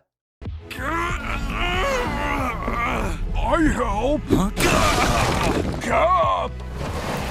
He's brick big, you small. Thanks, Rock. Yay! I hold brick. I help. Oh no! You messed with the wrong cowboy, Buster Brown. I'm not Brown. I'm Rock. I think you'd be more helpful by not interfering with our work, Rock. But you... Just go. I am sorry. Dang, I don't want to be mean to him. Vitamin C, what do you think I should... And he's run off again. Really bad time for the Butterfingers, Rock. Or, Butter Toes, I guess. But without him around, can Bacon Bread finish their shelter/bunker? Especially now that Vitamin C's done a disappearing act and Gatorade Cap is a bit incapacitated. Oh, and while she's unconscious, why don't we have a quick peek at what pleasant dream she's having? Huh? Good, you're awake. Am I? I feel like I just got hit in the head. We have work to do, Gatorade Cap. Oh? What kind of work? It's important business. Wait, him? I've been eliminated. Now I need my punishment. Tell me what to do. That's not for me to decide. You useless coward. Tell me how to murder him. You what? I don't know. This feels wrong. Well, you are a host now. Maybe you've got some super host powers or something. Hey, not a bad idea, Cappy.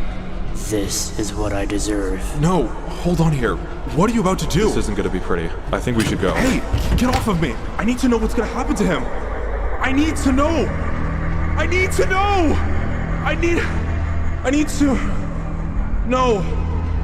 I need.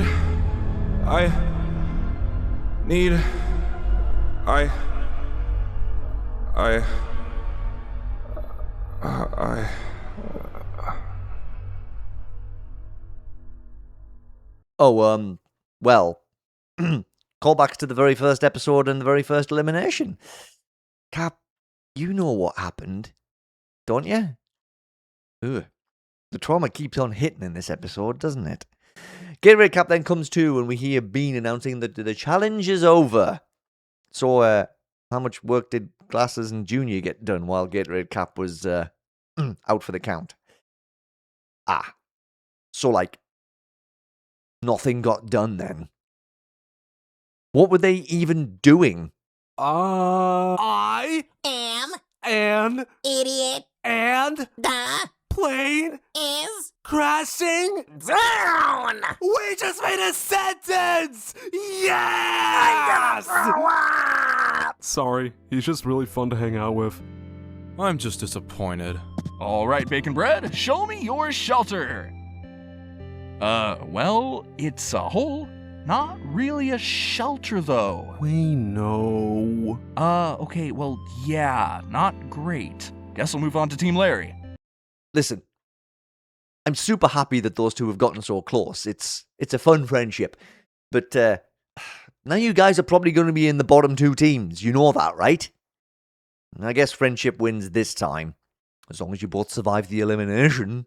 Team Larry's shelter is quite something. It's like they just couldn't stop adding more and more random stuff to it. What is even happening here? Even Watermelon got involved.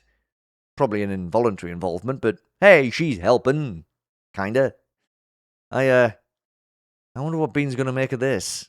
Isn't this just the worst shelter you've ever seen in your entire life? No. Wait, but our shelter has so much stupid junk in it. Isn't that bad? Bacon Bread didn't have a shelter at all. We could have just not built anything. Yeah, but you would have lost. Well, that's okay, Bean, because my team made that shelter. Clearly not, if Watermelon's the one holding the shelter together. Hello, hello! What the? Where were you guys? Oh, I see Team Larry's shelter is looking absolutely divine, if I do say so myself. What? You can't be serious! Stickman did all the work!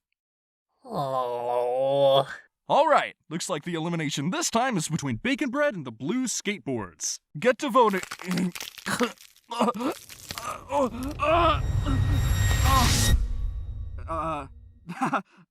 I gotta go for a bit. Everybody get to voting! Hey, what happened with Bean there? More fodder for the theory trough, methinks. But aside from whatever that was, Moneyman's plan worked, and the alliance against him has failed. I mean, potentially. It's all down to how Bacon Bread fought, right? Listen. I like fun, but not when there's work to be done. You all gotta step it up. Sorry, we'll do better next time. My fault, gang. It's okay. You guys aren't the ones to blame for our failure. Just a symptom of a bigger issue. Oh, I think I get what you mean. We gotta do what we gotta do. Well, dang it. As Stickman tries and fails to convince Glasses to vote for Moneyman, and Moneyman and Banana gloat to Paper Towel Roll and Whiskey about missing out on their chance to eliminate him, Whiskey accepts his fate, thinking that Moneyman was talking Bacon Bread into voting them off in the elimination. The subterfuge and mind games never end. I wonder how Rock's feeling. It's okay. It's okay. Huh? Vitamin, you back? Gift? I help?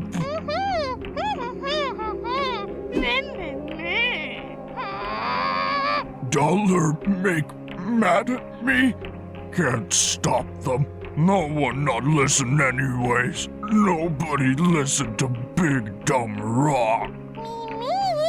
I'm glad you listen.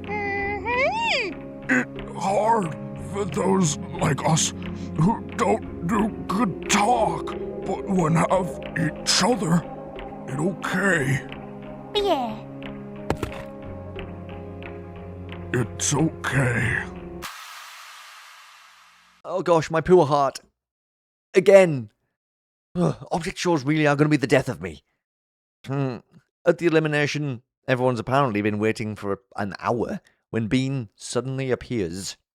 Interestingly, when Junior asks where he was, he responds, I don't know. What do you mean you dunno? Like he can't even begin to try and piece this mosaic of madness together right now.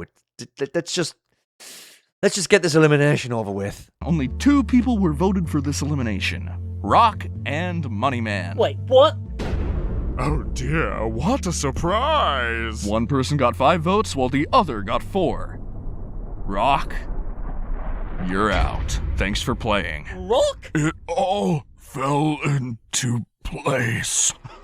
You must have thought I was so stupid, Whiskey! Ooh, where'd Moneyman go? Ooh, why's he making our team lose? Oh, it was obvious! Next time you try to form an alliance against me, don't form it with Spellbook of all people!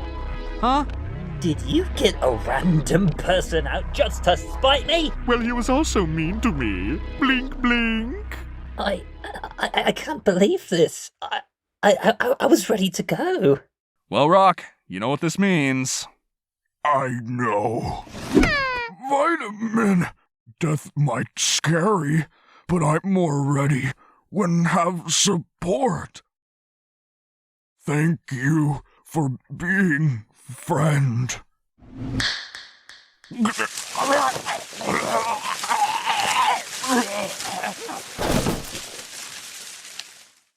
All right, everybody, back to work.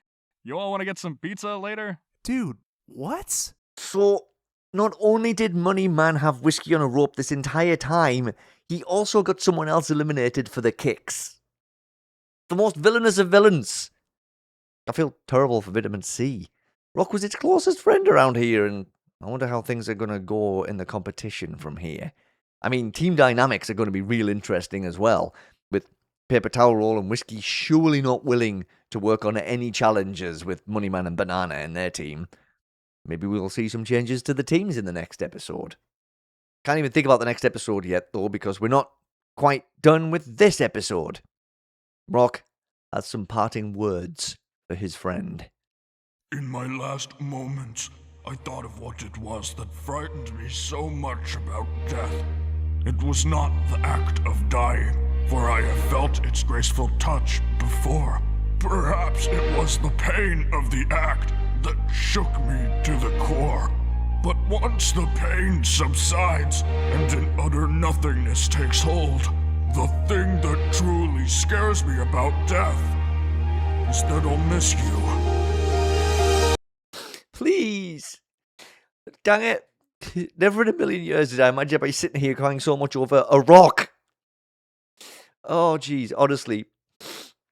Crying again, this episode's going to have so many tears. Come on. What a powerful and heartbreaking way to end the episode. Every elimination in the show has been an experience. But I think this one hits the hardest of all so far. Oh, amazing work, honestly. The writing and the build-up to this was very well done. Amazingly well done. Oh, geez. How do we even carry on from that? After the credits, we get a scene of Banana retrieving watermelon from the junkyard. I wonder why. Could she possibly be part of Moneyman's plans going forward? Using a nearly dead / possibly already dead contestant to his advantage does seem to be his style. And that's it. We have reached the halfway point of the contest as well, with 12 contestants out and 12 remaining. Oh gosh. Who knows what happens from here? All I can say is that this show just keeps reaching new peaks, and Sacri and the entire Bean Show team are doing fantastic and upsetting things. Brilliant stuff.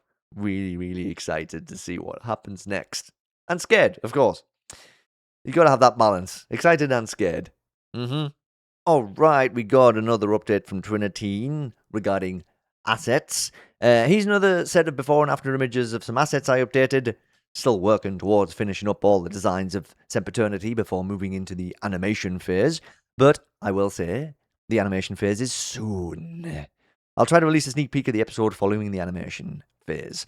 Haven't really spoken about the designs or the art style of the show very much, so I'll briefly mention it here. Want to keep the art style of the show with that hand-drawn, somewhat shaky feel. I don't want the assets to have perfect symmetry or geometry. I want parts to feel off, just slightly off, like a more sophisticated doodle, I suppose. I know where you're coming from. I know exactly what you mean. I've taken a look back to the old assets, and while they are definitely hand-drawn, they just don't contain much detail at all and look rather flat. I feel like these new updates to the designs still keep that shaky hand-drawn look while being cleaner, with just more visual appeal. You may also notice that I've added a lot more textures to the new assets as well, which is just something that I really want to improve on in general.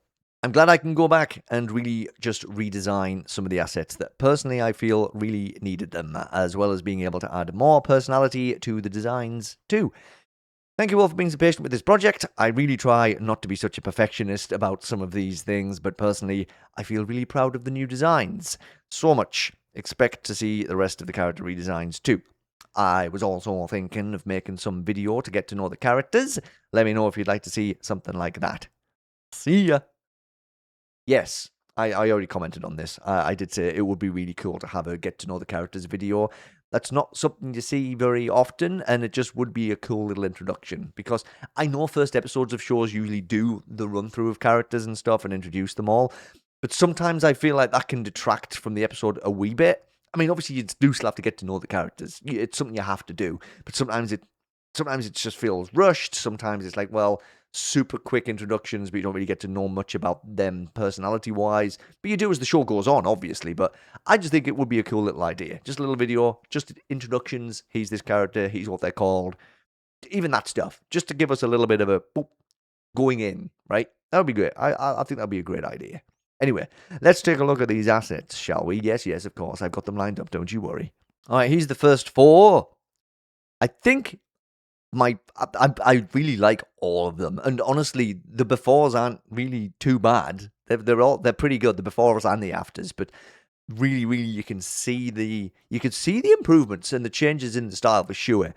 The radio redesign, this one in the top left, that one is I think that's my favorite of the redesigns, actually. Just the extra detail on the actual face is really cool. I really think that's a really good redesign. Really good. They all look really cool. I am really excited to get to know all of these characters. So yeah, that's the first 4. And we also had these 2 as well. And again, the extra detail on the die really stands out. Just even the numbers just being easier to read, right? They're just clearer. And yeah, I really like to see stuff like this. It's just like, hey, here's what I'm working on. How about some before and after stuff? That's always really cool to see. So thanks, Trinitine, for the update. And yes, video for the characters would be cool. Okay, time to sink our teeth into a new show to the OSR roster. It's Battle for Stars Wand by Veyli. So this one came to me because, well, I got an email. I got an email about it from the creator. So thank you for that. It definitely inspired me to go and check the show out, and I did. Well, and again, this is always kind of like I can check some things out quicker than other things, right? Because there's only 3 episodes of this so far, and they're all less than 10 minutes long. So it's like I could quickly check this out, no problem, right? And talk about it. Some shows that get recommended to me that are a bit on the longer side might take me a bit longer to get to, right? Because I've got to find more time to get to them and go over them. So yeah, I guess this is just me trying to say that you might have recommended a show to me a while ago, and maybe I haven't gotten back to it yet or talked about it yet. It's just because maybe it's just a bit on the longer side. It's like I could have checked it out maybe, but I just need to find time to actually do all of this stuff, do the notes and things. So if something's got like loads of episodes and it's like hours and hours long, yeah, it's going to take me a bit longer to get to. But I'm trying. I promise I am always trying. But if something comes across my desk like this, there's like 3 episodes, about 15 minutes in total. Yeah, I could squeeze that into an episode, right? Anyway, sorry. That's a whole bunch of stuff that's got nothing to do with the actual show that we're going to talk about. And of course, there's going to be spoilers because we're going to talk about the episode. We're going to talk about what happens in it, who's eliminated so far, and all that kind of stuff. So, anyway, what is the deal here? Let's dive in and see, shall we? Huh? Where are we? Welcome, one and all, to Battle for Stars Wand, and I'm Star. You all have accepted to compete for my grand prize, my wand. First of all, that just looks like a normal toy wand. And second of all, how did we get here? You guys sent your application forms on the website, and you all got chosen, so I teleported you to the competing grounds. Ugh, like, I didn't even get to pack. Not a good first impression. Yeah, right. Anyway, since you're all here, you can all pick your teams. Now go! Okay, cool. One of those, all of the contestants got randomly teleported somewhere to take part in a contest scenario. At least they all actually applied to take part, so they're willing participants. That makes a nice change. And we're straight into making teams as well. Nice, comfortable, familiar territory. And always a good way to meet all of the characters, too. Clock recruits Posty to be on their team, before Posty heads off to add to their numbers, with Glove joining up, too. Nice, swift team building going on here. Elsewhere, Popcorn is using their natural charm and corny sneakiness to build a team. Yo, yo, yo! What's up? Wouldn't you like to be on a team with me? Did I hear yes? What? No. What part of that makes you think yes? Yeah, you just said yes. You've got to be kidding me. Hey now, Pom Pom Pencil. Just because you got tricked into saying yes doesn't mean you have to join Popcorn's team. But I know you're gonna, so just admit you find Popcorn at least a little bit entertaining. Nickel then greets Glove as if they know each other. So, perhaps they do. And if so, that's kind of handy because there's another member for that team. Lollipop's struggling to get anyone for their team, but maybe that's because they're just stood in one place waiting for people to walk by instead of making the first move. Luckily, someone happens to walk by. Hey, you seem smart. Team with me. Okay. I'll be glad to join your team. Great time to find some other people to join our team because only having you on our team isn't enough. Can I? Fine. Only because we need teammates, but we're not desperate. Just one more and we will have a good number of teammates. Hey, look over there. That guy looks pretty useful. Wait, does that mean I'm on your team? I guess so. Good, we have 4 teammates. I think we're ready. Well, that ended up being a pretty quick team-building exercise in the end, didn't it? Like a domino effect from one to another to another. The next pair we see also seem to know each other. Gem and Rocket Ship. 2 of my early favourites, these two. And they decide to team up. Of course. Popcorn is still aggressively gathering people and drags Mirror onto their team before 2 others actually ask to join. Hey, I was wondering if me and Jim can join your team, Popcorn. Yeah, you seem cool. I guess you could team with us. Man, everyone is a part of a team. I need to join a team now.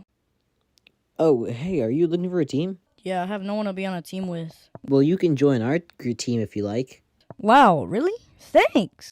And with that, the teams have been made. I hope you know what you two are getting yourselves into.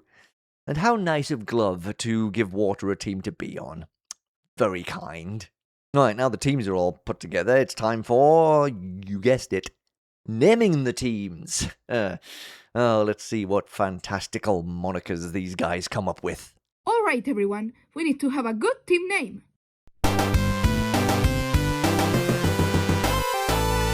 you serious right now? I think our team name should be the Winners. That might just be the worst team name ever.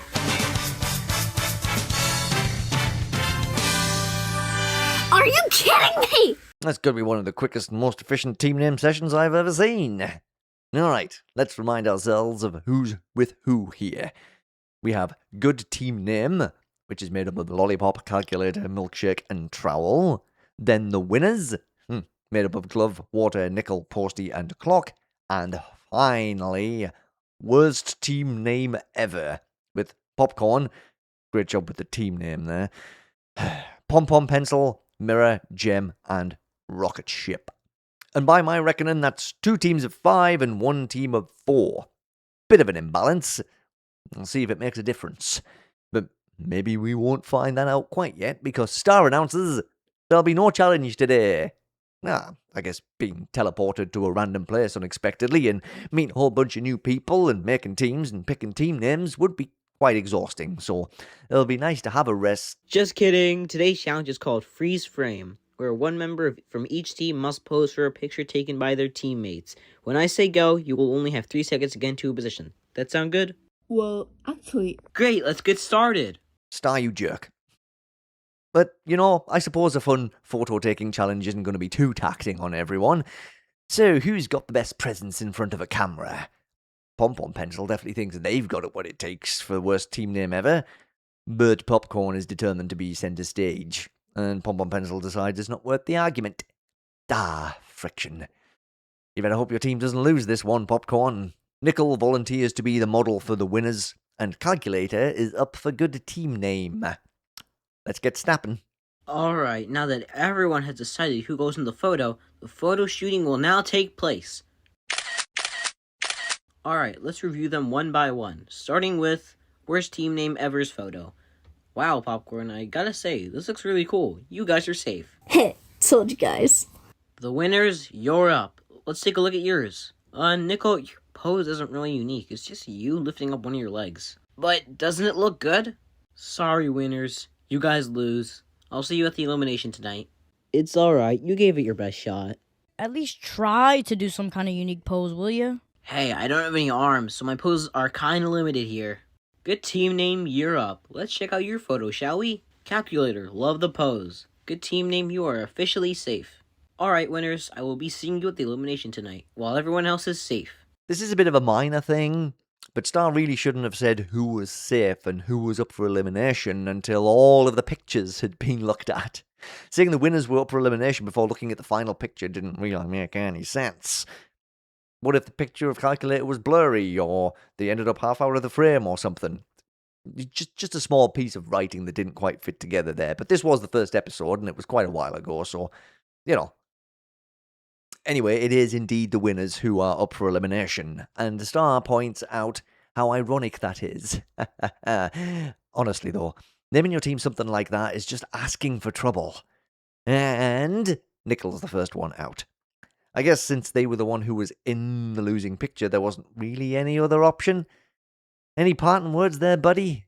I'm really sorry you guys are making us lose the competition, and thanks, Glove, for saying I gave it my best shot. It really made me feel better. Yeah, okay, Glove is definitely the nice one in the team.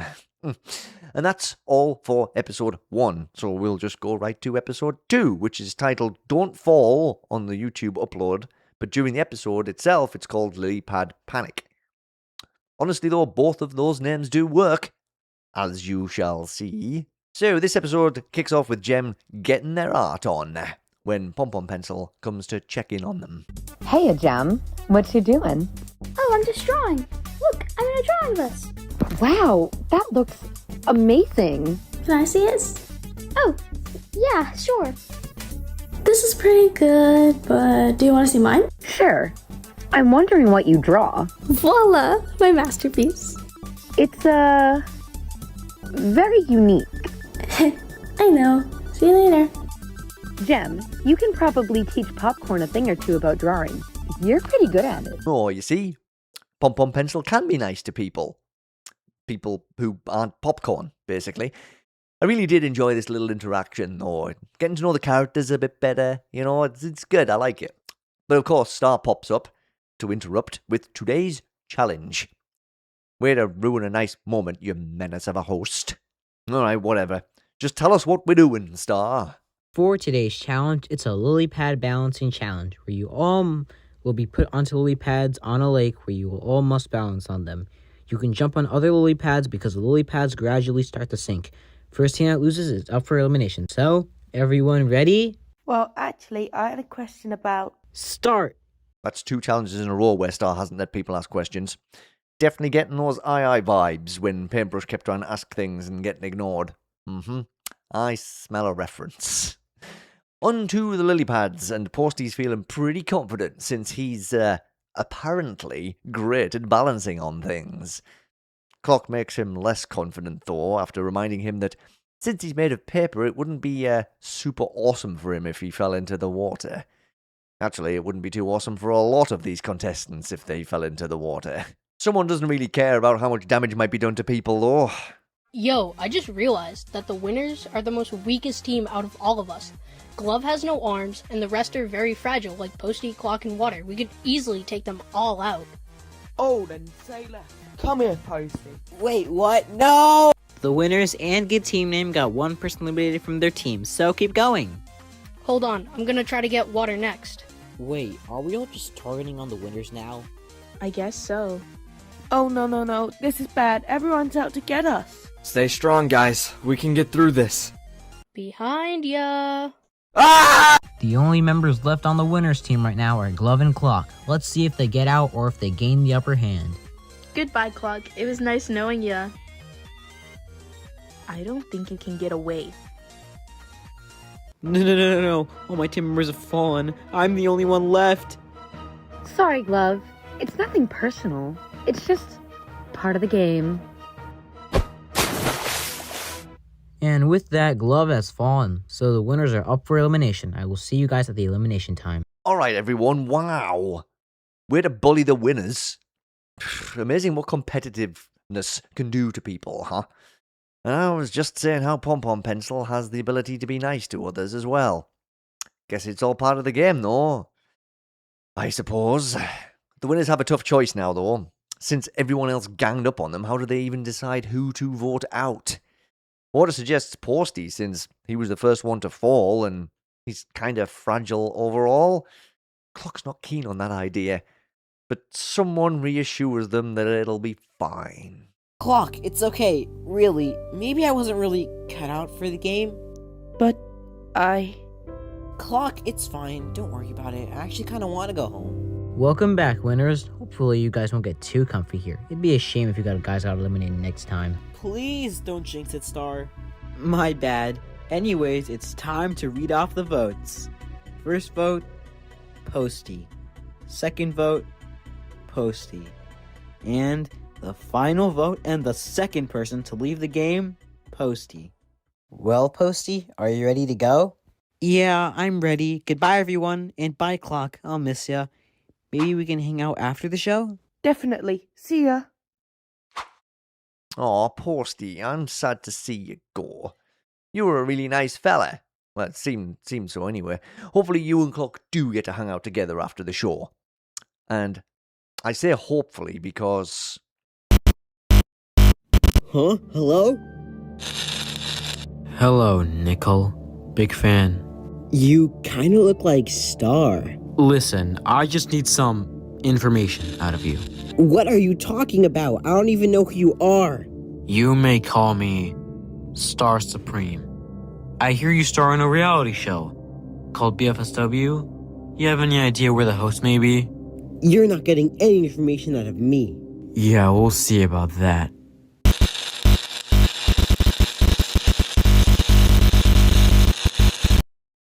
Nickel, please be okay. If this star lookalike is going after eliminated contestants, that means Posty might be in danger too. Of course, this wasn't just going to be your run-of-the-mill competition show. Let's get over to episode 3 quickly. We need to see what's going on around here. This episode is called If By Fate We Meet Again. Not an ominous title at all. And we start with some Star backstory.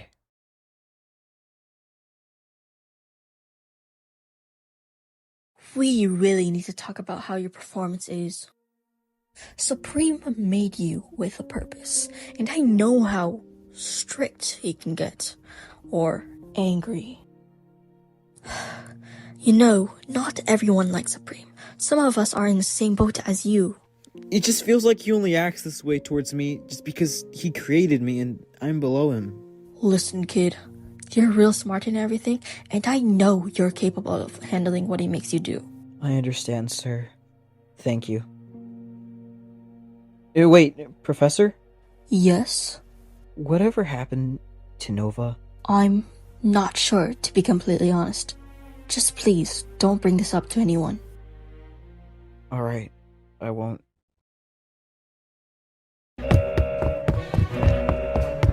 Lock the main entrance corridor! He's heading to the escape pods! Star, stop right now! I swear when I get my hands on you, I'm gonna...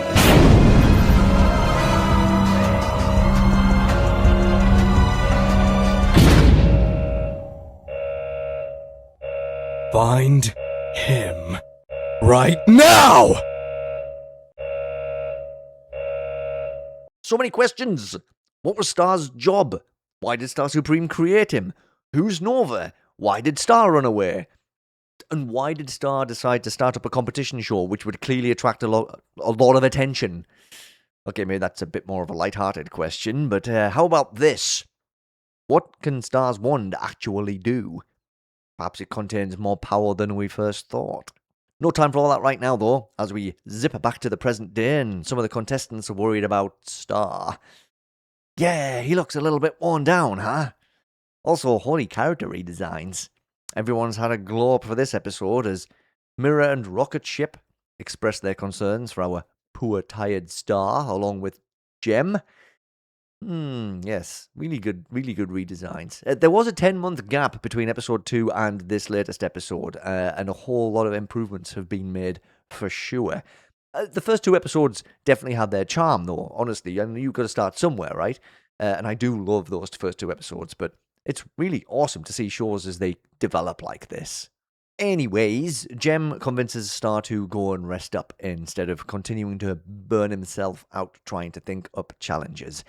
But something interesting happens during the night.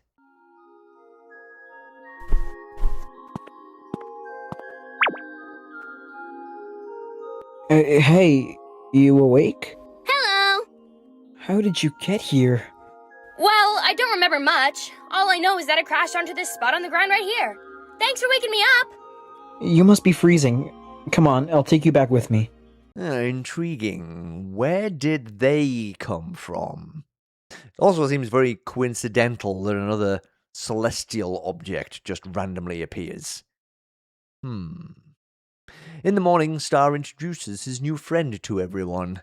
Contestants, I would like you to meet Moon. She actually came up with a fun challenge idea for us.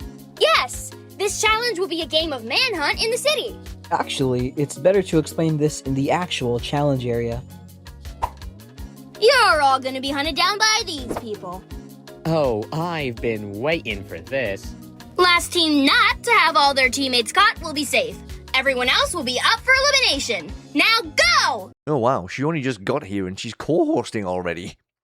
Very convenient that she should show up when Star was having trouble trying to think up new challenges. Gotta go, again. Either way, the challenge is on, and Jem suggests hiding out in a nearby theatre, which gets a thumbs up from Pom Pom Pencil, literally, and approval from Mirror as well, who seems like a bit of a theatre buff. What about what's left of the winners? Alright, so how about we just camp out on the rooftops? This seems pretty smart. Oh, is Clock still upset about losing Posty in the last challenge?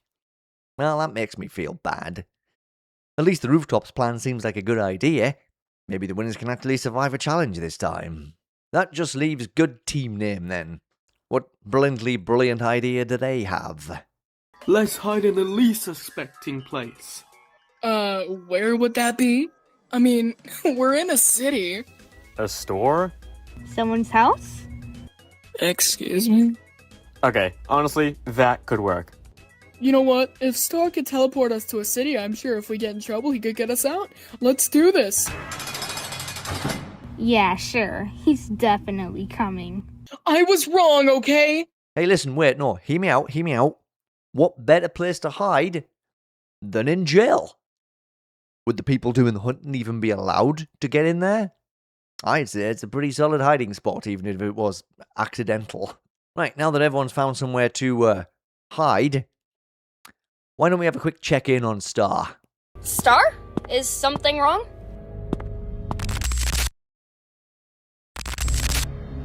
Hello, son.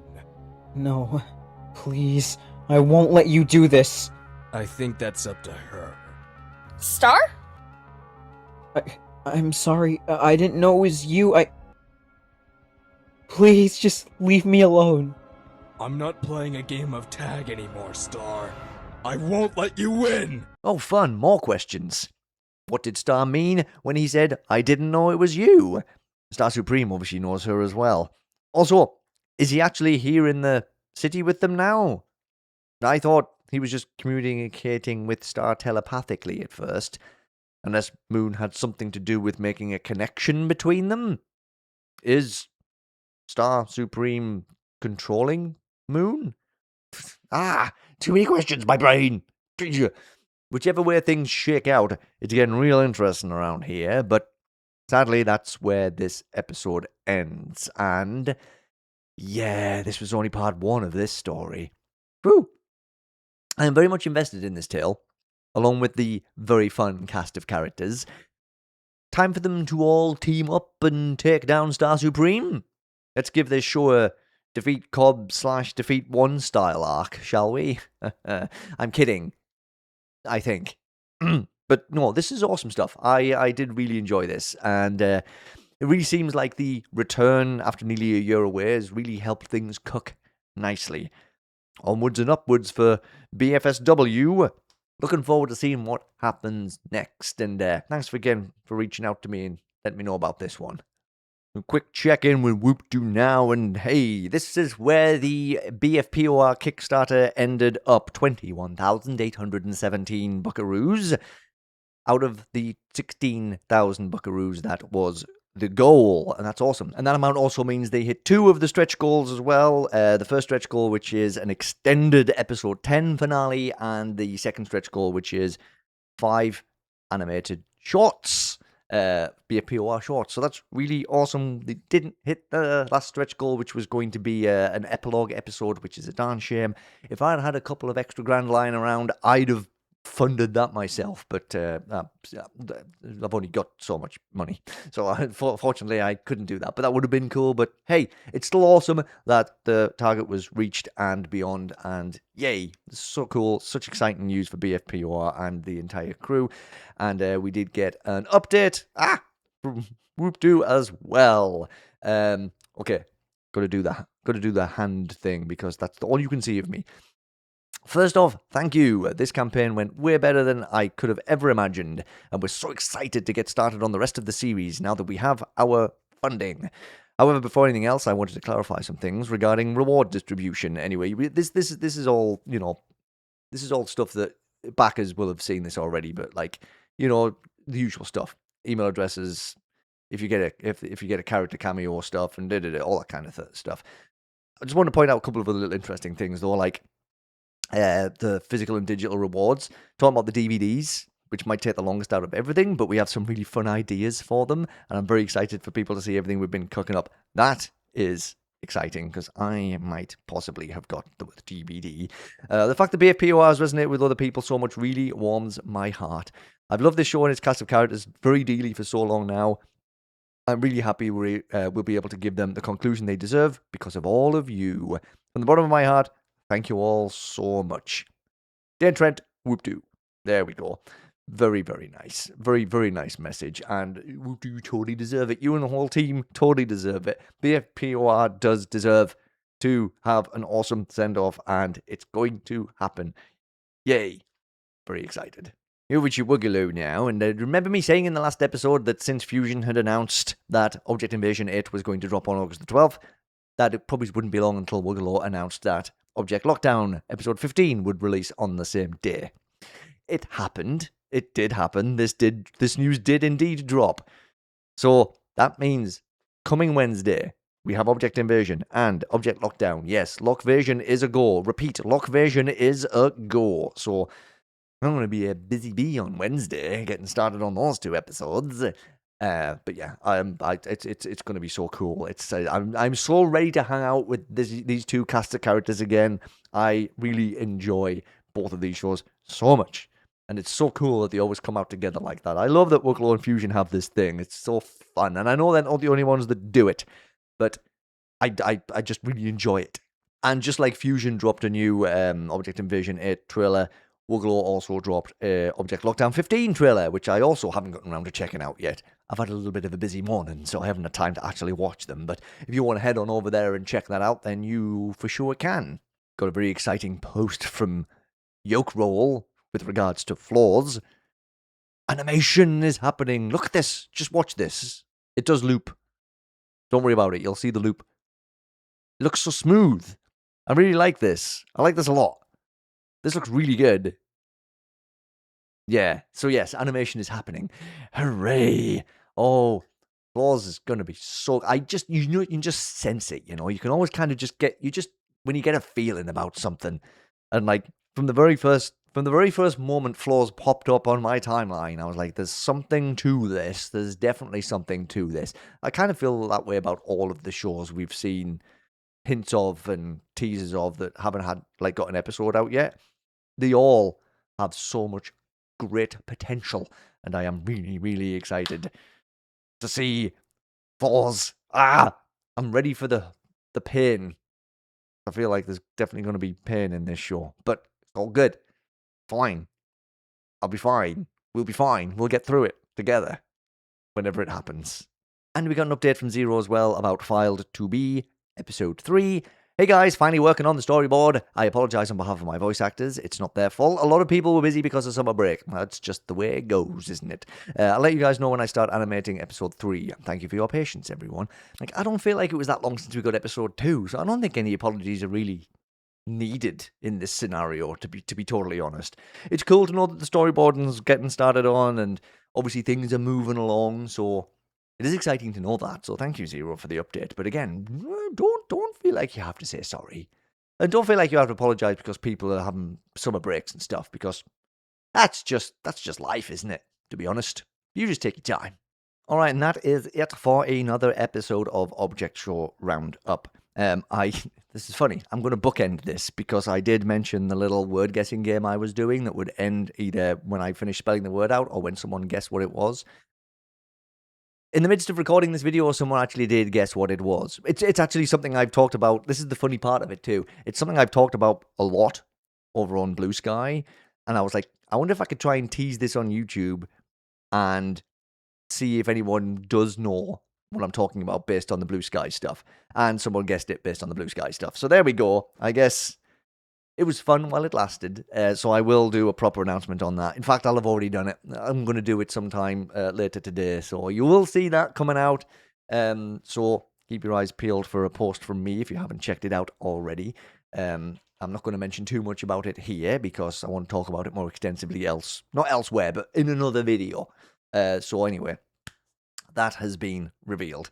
But yes, thank you everybody for being here and tuning in, whether you just watched 5 seconds of the video, one specific section, or a couple of sections of the video, or the whole dang thing. I appreciate any time you spend here watching my goofy little videos.